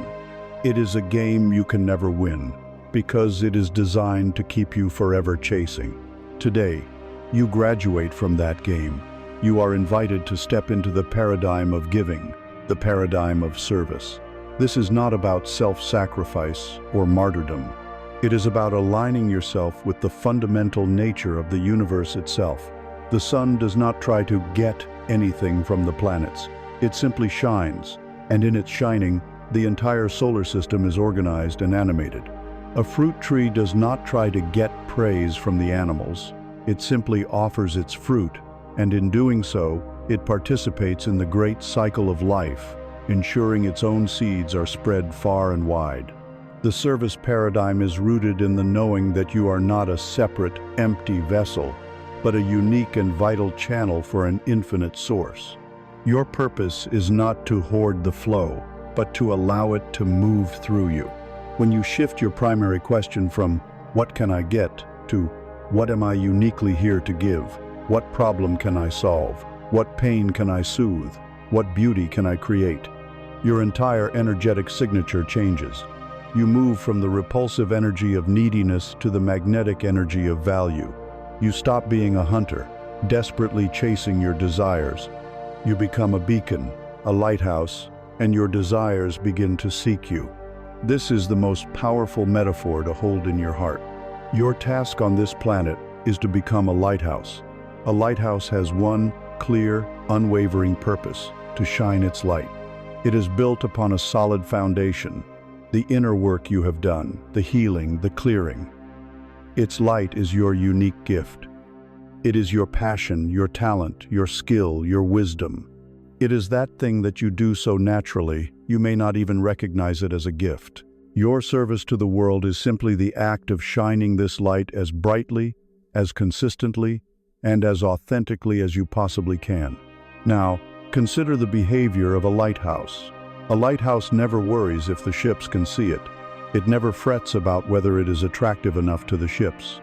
It never, ever abandons its post, dims its own light, and tries to sail out into the ocean to find ships and drag them back to shore.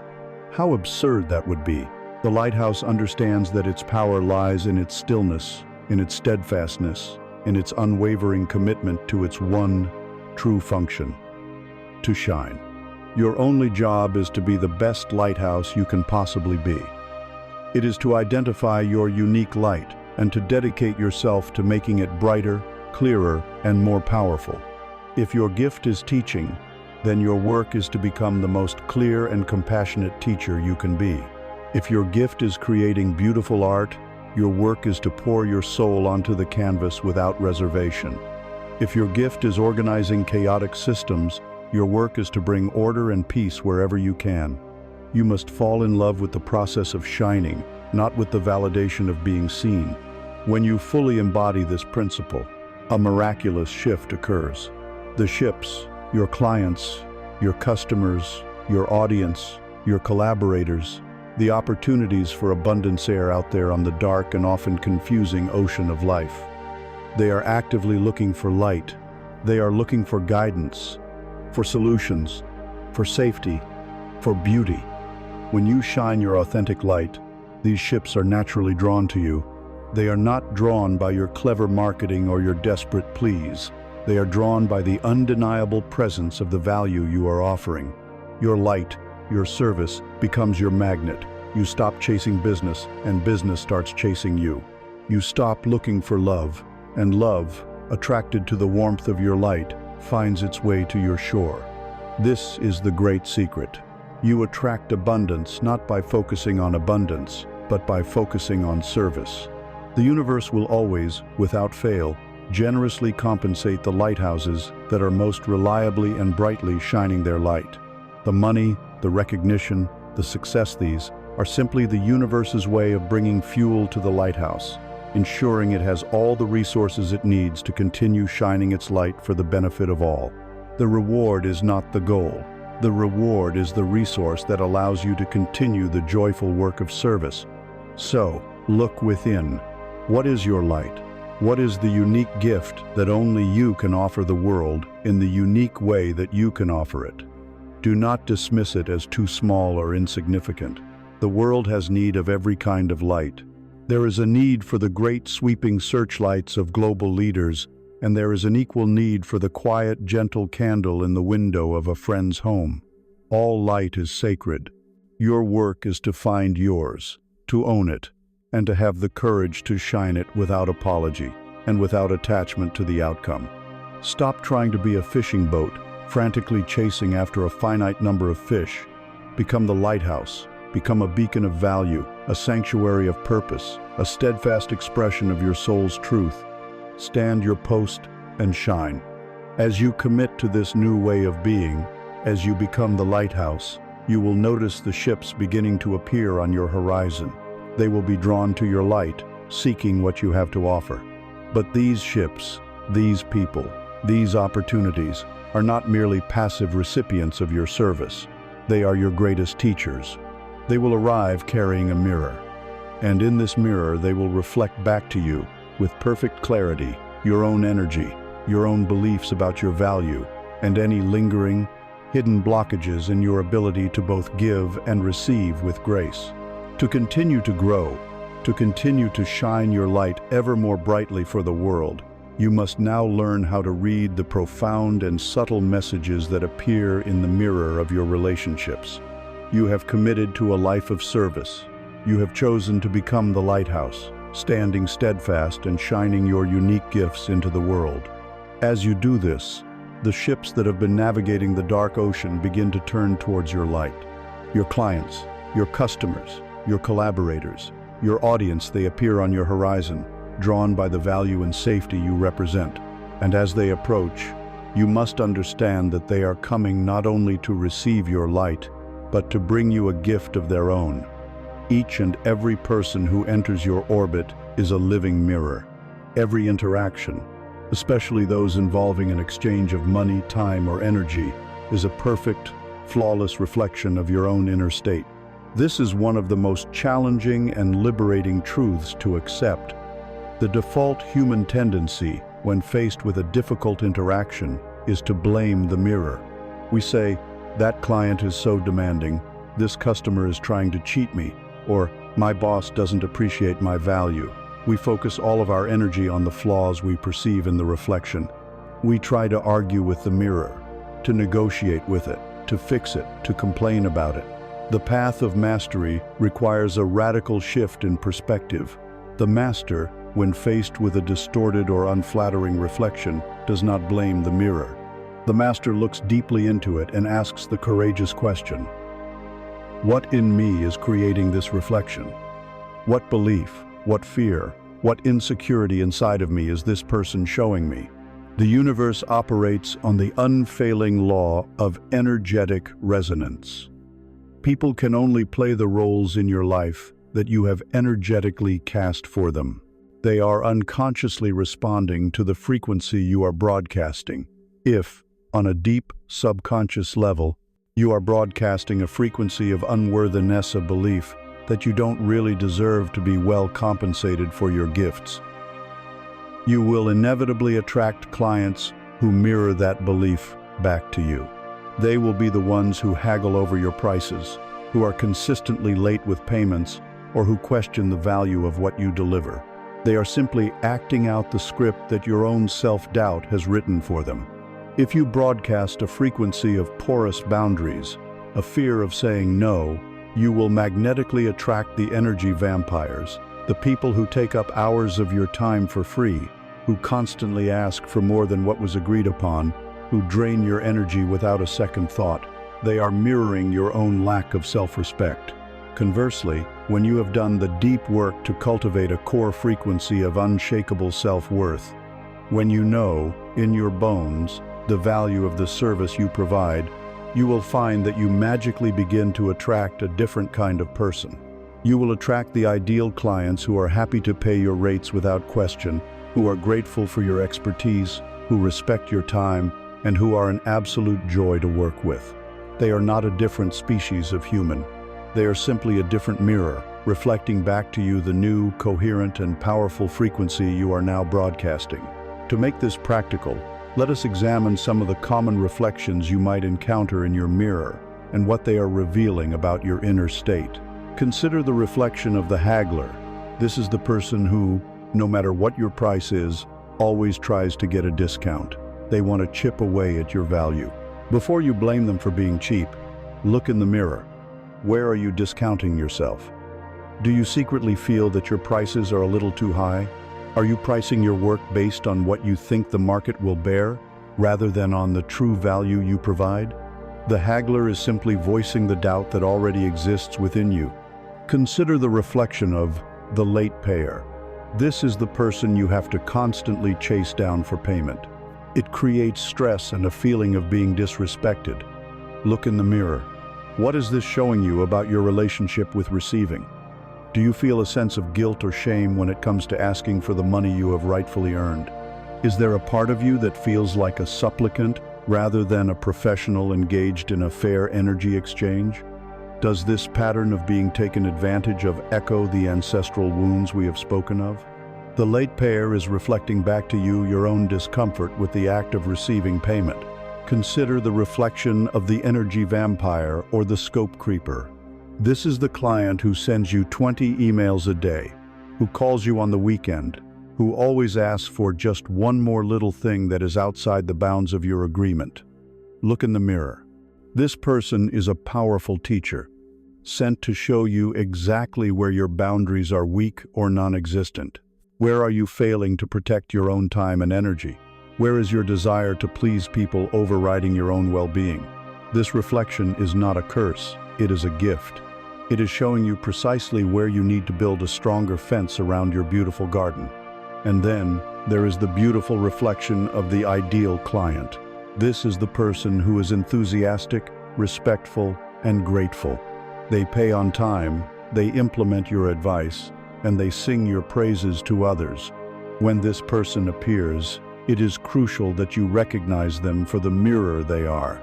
They are a confirmation from the universe that you are in alignment. They are reflecting your own clarity, your own self-worth, and the purity of your desire to serve. Celebrate this reflection. Let it anchor you more deeply in this new, powerful way of being. So, when you are faced with a challenging reflection, what is the practice? How do you work with the mirror instead of fighting against it? The first and most critical step is to consciously resist the powerful urge to blame.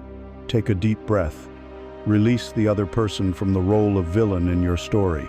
Silently, in your own heart, thank them. Thank you for being my mirror. Thank you for being the messenger. Thank you for showing me so clearly where I still have work to do. This one act of reframing shifts you instantly from a position of powerless victimhood to one of empowered self-reflection. The second step is to ask the powerful question. Look at the situation and inquire deeply. What part of me is attracting this? What belief is this person reflecting? Where in my own life am I treating myself this way? If a client does not respect your time, look for all the ways you disrespect your own time. If a customer questions your value, look for the part of you that still feels like an imposter. The answer is always, always within you. The outer world is simply the classroom. The third step is to make the inner adjustment. The work is never about changing the other person. The work is always about healing the belief within yourself that is attracting the experience. If the mirror shows you that you doubt your value, your work is to go back to the practices of worthiness. You affirm your value. You list all the reasons your work is transformative. You adjust your prices from a place of confident alignment, not from fear. If the mirror shows you your boundaries are weak, your work is to get clear on what your boundaries are and to practice saying no with grace and without guilt. You do the internal work first. And the fourth step is to simply watch the reflection change. This is where the magic becomes undeniable. As you shift your inner frequency, as you heal the underlying belief, one of two things will happen with astonishing consistency. Either the person in the mirror, responding to your new, clearer signal, will change their behavior to match it, or they will peacefully and often without any drama drift out of your life. The universe, in its infinite efficiency, will simply remove the mirror that is no longer needed, making space for a new one that accurately reflects your upgraded state of being. You do not have to fire the difficult client. They will often, uncannily, fire themselves. See your relationships then not as a source of potential frustration, but as your most advanced and valuable spiritual feedback system. Every person who interacts with you is a guru, offering you a bespoke, personalized lesson on your own consciousness. By learning to look into these mirrors with honesty, humility, and a willingness to grow, you can accelerate your journey to mastery at an incredible pace. You see, with startling clarity, the gap between the person you have been and the person you are becoming. The final, catalytic step in this entire journey is to learn how to consciously and deliberately close that gap. It is time to stop practicing for the role of your future self. It is time to step onto the stage of your life and begin the performance. It is time to master the ultimate creative art, the art of embodiment. You have journeyed far. You have cleared the echo chamber of your mind, healed the wounds of your lineage, and learn to read the sacred language of your reality. You have stood in the power of the sacred pause and acted with the grace of the master archer. You have learned to release your desires like lanterns into the sky, trusting in the wisdom of the wind.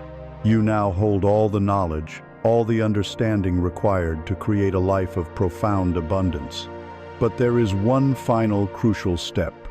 It is the step that collapses time, the step that turns knowing into being, the step that transforms you from a student of these laws into a living master of them. This is the art and practice of embodiment. For too long, the path of transformation has been taught as a process of striving towards a future goal. We visualize the future, we affirm the future, we work towards the future. All of these are valuable, but they operate on a subtle premise of separation. They reinforce the idea that what you desire is over there, in the future, and you are over here, in the present, separated by a gap of time and space. Embodiment is the final frontier. It is the conscious act of closing that gap completely. It is not about reaching for your future self. It is about allowing your future self to be fully present in your body, right here, right now. It is the understanding that the universe does not respond to your pleas, your wishes, or even your thoughts. It responds to the dominant frequency of your state of being. To change your reality, you must first change the state from which you are living. You must learn to live from the end result. The most powerful way to grasp this is through the metaphor of the master actor. An amateur actor learns their lines and puts on a costume. They go on stage and pretend to be the king. They say the king's words, but underneath the costume, they are still themselves, worried about their performance, hoping the audience likes them. This is like a person who repeats affirmations like, "I am wealthy," while their entire being is vibrating with the feeling of lack. The words are hollow. The performance is unconvincing. The universe is not fooled. A master actor, a method actor, approaches the role differently. Their work begins long before they step on stage. They do not seek to pretend to be the king. They seek to become the king. They study the character with obsessive detail. They ask the deep questions. How does this king think? What are his core beliefs? How does he walk into a room? Does he walk with the hesitation of a man who hopes for respect, or with the calm certainty of a man who knows he commands it? How does he feel when he awakens in the morning? What is the dominant emotional state that lives in his body? Is it fear, or is it a deep, unshakable security? The master actor then, through a profound act of creative imagination, assumes the consciousness of the king. They begin to think the king's thoughts, to feel the king's emotions. They start to feel the weight of the crown on their head and the feel of the royal robes on their shoulders before the costume department has even given them. And because they have become the king on the inside, when they finally walk onto the stage, every gesture is authentic. Every word carries the weight of authority. They are not acting, they are simply being. And we, the audience, are mesmerized because we feel the truth of their state. Your role of a lifetime is the abundant, peaceful, and divinely fulfilled you. Your work now is to stop rehearsing and to begin the performance. You must inhabit this role so completely that it becomes your new reality. You must study this future version of yourself. How does this person who is free from financial worry walk through a grocery store? Do they rush, anxiously comparing prices, or do they move with a sense of ease, choosing what nourishes them with joy? How does this person who is living their creative purpose respond to a new idea? Do they meet it with the old voice of self-doubt, or with an exhilarating spark of, "Yes, let's explore this"? How do they handle a challenge? Do they collapse into fear, or do they meet it with a calm resourcefulness, knowing they have everything they need to handle it? This is the work. It is the act of consciously choosing your state of being, regardless of your current external circumstances. It is the art of feeling, the feeling of the wish fulfilled, long before it has been fulfilled in the outer world. Let us now move from theory into practice. Let us enter the rehearsal studio of your own magnificent consciousness and engage in the sacred technology of embodiment. Find a comfortable position. Close your eyes. Take a few slow, deep breaths, allowing your body to relax and your mind to become still. First, I want you to get a crystal clear image of this future self you are choosing to become. Go beyond the material possessions. Yes, see the beautiful home, the healthy bank account. But go deeper. Who is the being who has these things? What is their dominant emotional state? Is it profound peace, expansive joy, unshakable security, creative flow? Choose the feeling that is at the core of your desire. Let that feeling be your destination. Now, let us put on the costume, not from the outside in, but from the inside out. Using your spiritual senses, I want you to step into the body of this future self. Look out through their eyes. What do you see? Perhaps you see a beautiful, serene landscape from your window. Perhaps you see the faces of loved ones, smiling and at ease. Listen through their ears. What do you hear? The sound of joyful laughter, the gentle sound of the ocean, the beautiful sound of silence, free from the chatter of anxiety. And now, most importantly, I want you to feel through their body. This is the secret. Bring your attention to your chest and imagine that core feeling, that peace, that joy, that security is a warm, golden light beginning to glow in your heart center. Feel it. Don't just think about it. Feel it now. Feel the muscles in your shoulders relaxing as the feeling of profound security spreads through you. Feel the gentle, steady rhythm of your heart, beating in a state of perfect peace. Feel the smile forming on your lips, not for any particular reason, but because joy is your new natural state. This feeling is the reality. This feeling is the creative cause. Breathe into this golden light. With every breath, allow it to expand, filling your entire torso, flowing down your arms and your legs, filling every single cell of your body with the frequency of your wish fulfilled. You are now vibrating as your future self. From this state, let us normalize the experience. Imagine a dear friend is with you, congratulating you on your wonderful new life. Hear their words. And now, feel your response. You do not respond with shock or disbelief. You respond with a calm, natural, knowing smile. You say, "Thank you. It feels so wonderful. It feels so right."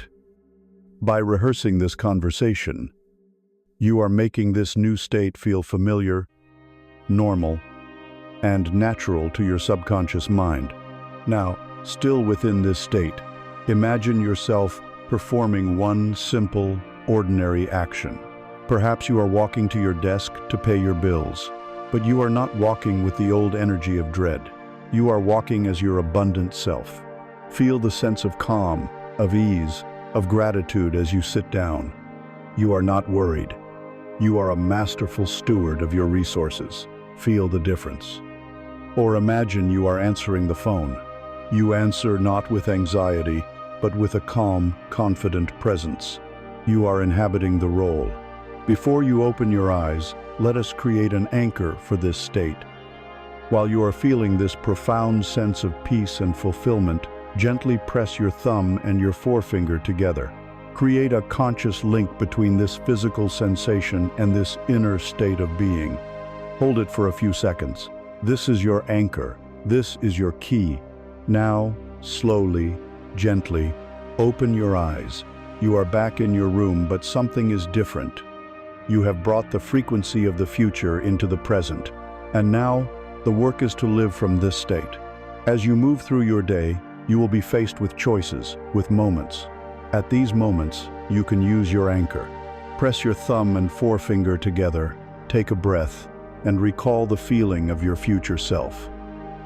Then ask the crucial question, what would the abundant, fulfilled version of me do right now? Which thought would they choose? Which action would they take? And you act from that guidance. You are no longer trying to get to your destination.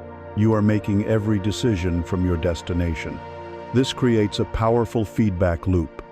As you begin to think, feel, and act as your future self, the great mirror of the world will have no choice but to begin reflecting that new reality back to you. People will respond to your newfound confidence. Opportunities that are a match for your abundant state will appear. The outer world will begin to conform to your inner assumption. But there will be tests. There will be moments when the old reality, the old circumstances present themselves. A bill may arrive. A critical voice may speak. In these moments, your work is to hold the state. Can you feel wealthy even as you pay a debt? Can you feel worthy even when someone criticizes you? Your ability to sustain your new state of being regardless of outer conditions is the final secret to changing those conditions for good. This is the art of embodiment.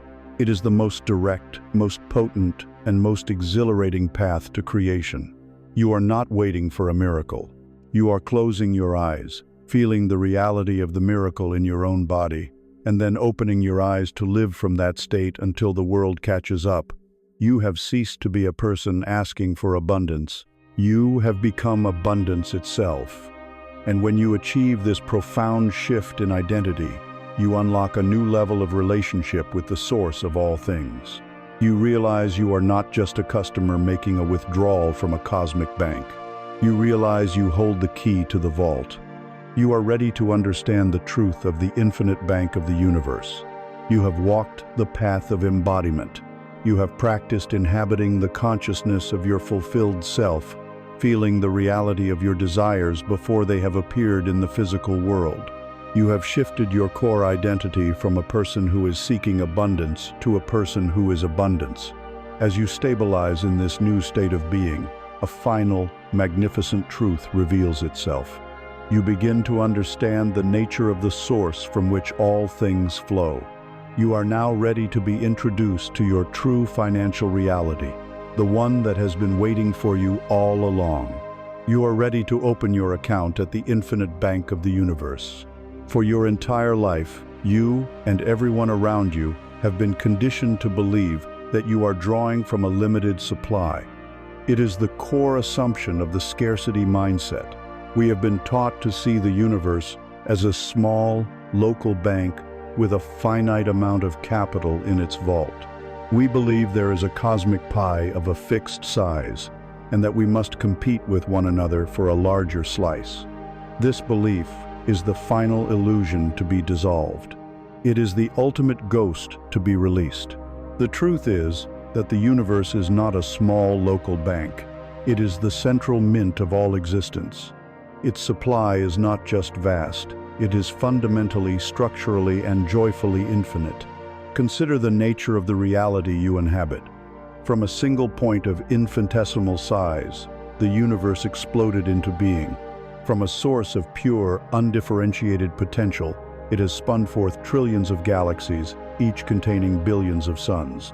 It has composed the intricate beauty of a snowflake, the staggering complexity of the human brain, the unending symphony of life on this planet. It has produced an endless stream of creativity, of love, of ideas, of life force for billions of years. To entertain the thought that this same infinitely creative source is now rationing its supply, that it is worried about your ability to pay your rent or fund your dream, is a profound and tragic misunderstanding of the scale on which you are operating. Scarcity is a human invention, a story we have told ourselves in the face of fear. It does not exist at the level of cosmic law. The default state of the universe is not lack. It is an overwhelming, explosive, and perpetual abundance. In this infinite bank, the concept of competition is meaningless. In a small bank with limited funds, my large withdrawal might mean there is less available for you. But at the infinite bank, my withdrawal has no effect on yours. In fact, my successful and joyful withdrawal, me thriving, my healing, my success serves only to prove the bank's infinite solvency. It serves as evidence of what is possible. My success does not diminish the supply available to you. It expands your belief in what you can receive. Your success does not take from me, it inspires me. In the economy of the universe, there is no zero-sum game. There is only a win-win scenario where the thriving of one contributes to the potential of all. The most helpful way to feel this truth is to imagine the source of all things, all health, all wealth, all love, all creativity as a vast and limitless ocean. It stretches beyond every horizon, its depths are immeasurable, and its substance is a pure, life-giving essence. For generations, humanity has been taught to approach this infinite ocean with a tiny, leaky thimble. This thimble represents our scarcity consciousness, our inherited wounds, our feelings of unworthiness. We stand at the edge of this endless water. We dip our thimble in, and we capture a few precious drops. We then spend the rest of our lives guarding these drops with immense anxiety, competing fiercely with others for the best spot at the water's edge, terrified that our few drops will evaporate. All the while, we are completely blind to the infinite, boundless supply that stretches out before us. The entire journey we have been on together throughout this audiobook has been for one purpose: to enlarge your vessel. When you healed your ancestral wounds, you were plugging the leaks in your thimble. When you challenged your limiting beliefs, you began to discard the thimble and look for a cup. As you practiced gratitude and embodiment, you realized you could bring a massive bucket to the shore. And when you dedicated yourself to a life of service, you realized you did not need to be a mere container at all. You could become a great aqueduct, a powerful pipeline allowing the life-giving waters of the ocean to flow through you to nourish a thirsty world. But the final, liberating realization is this: you are not a vessel standing at the edge of the ocean at all. You are not separate from the water. Your very being, your consciousness, is made of the same substance as the ocean. You are a wave, a unique expression of the ocean's totality. You are not drawing from the source. You are the source, expressing itself as you. When you fully grasp this, the entire concept of asking, getting, and receiving dissolves. You are no longer a separate entity trying to acquire a separate substance. You are simply allowing the fullness of your own being to circulate. What does it mean to live your daily life as if you have an infinite bank account? It means you finally, deeply, and truly relax. The constant, grinding, existential tension of survival begins to dissolve. The white-knuckled grip you have held on life loosens. You can breathe. You stop making decisions based on the fear of lack. You invest in your growth. You give to others. You start the creative project, not as a reckless gamble, but with the calm confidence of one who knows they are infinitely resourced and eternally supported. Your focus shifts from accumulation to circulation. The goal is no longer to amass a great pile of wealth for your own security. Since the supply is infinite, the need to hoard vanishes. The joy now comes from becoming a masterful and creative director of this infinite flow. You see a problem in your community and you ask, how can I direct a flow of this infinite resource to solve this? You see a person with a brilliant idea and you ask, how can I direct a flow of this infinite resource to support them? You become a divine fund manager, a joyful agent of the universe's own generosity. Your life becomes a work of art, painted with the unlimited palette of the cosmos. This is the ultimate truth of your being. The only limit that has ever existed was the one in your own mind, the size of the vessel you dared to bring to the shore. The universe has been here all along, with infinite patience and infinite love, waiting for you to realize its nature, and therefore, your own. It has been waiting for you to bring a bigger bucket. You now stand at the shore of this limitless ocean, your consciousness expanded, your heart open, your hands no longer clenched into a fist of fear, but relaxed and ready to channel the flow. The journey of learning the laws and healing the wounds is now complete. The great and joyful journey of living from this truth now begins. Let us take a final, quiet moment together to distill the essence of this entire voyage into a state of peaceful, knowing integration before we step back into the world, forever changed. And so, we return. From the vast cosmic shores of the infinite ocean, gently bring your awareness back. back to the feeling of the air on your skin, back to the simple, miraculous rhythm of your own breath. The journey of exploration is complete, but the journey of living has just begun. We have traveled through the deepest corridors of the mind, and the lesson we have returned with is profoundly simple. The journey has not been about teaching a beggar how to ask for scraps more effectively. It has been about awakening you to the truth that you were never the beggar. You are the source of the feast. The wealth you once sought, the peace you craved, the love you felt was missing was never outside of you. It was simply buried beneath the heavy layers of inherited fear and false belief. The entire process has been one of subtraction, not addition. We have not been building you into something new. We have been tenderly dismantling everything that was not you, so that the magnificent, inherently worthy, and infinitely abundant being you have always been could finally emerge. All of the laws, the metaphors, and the practices we have explored distill down to this one essential truth. Your inner world creates your outer world. Your reality is a mirror, flawlessly reflecting the state of your own consciousness. To change the reflection, you must be willing to become the change you wish to see. The power to do this does not lie in your future plans or your past regrets. It exists only in this moment, in the quality of awareness you bring to this breath, in the state of being you choose to inhabit right now. As you move forward from this space, carry this simple mantra with you. Let it be the new background program running in your mind, the gentle hum beneath all your thoughts and actions. When you feel the old fear arise, when the world presents you with a challenge, return to this truth. Place a hand on your heart, take a breath, and remember, my inner world creates my outer world. I am in harmony with the flow of abundance. This is not a hopeful affirmation. It is a statement of fact. It is your new constitution, the declaration of your spiritual sovereignty. Carry this knowing, this peace, this stillness with you. Let it inform every decision you make, every word you speak, every action you take. Let it be the new foundation upon which you build your magnificent life. There is nothing left to chase. There is nothing left to prove. There is only you, here, now, in this moment, complete and whole and infinitely free. Be still and know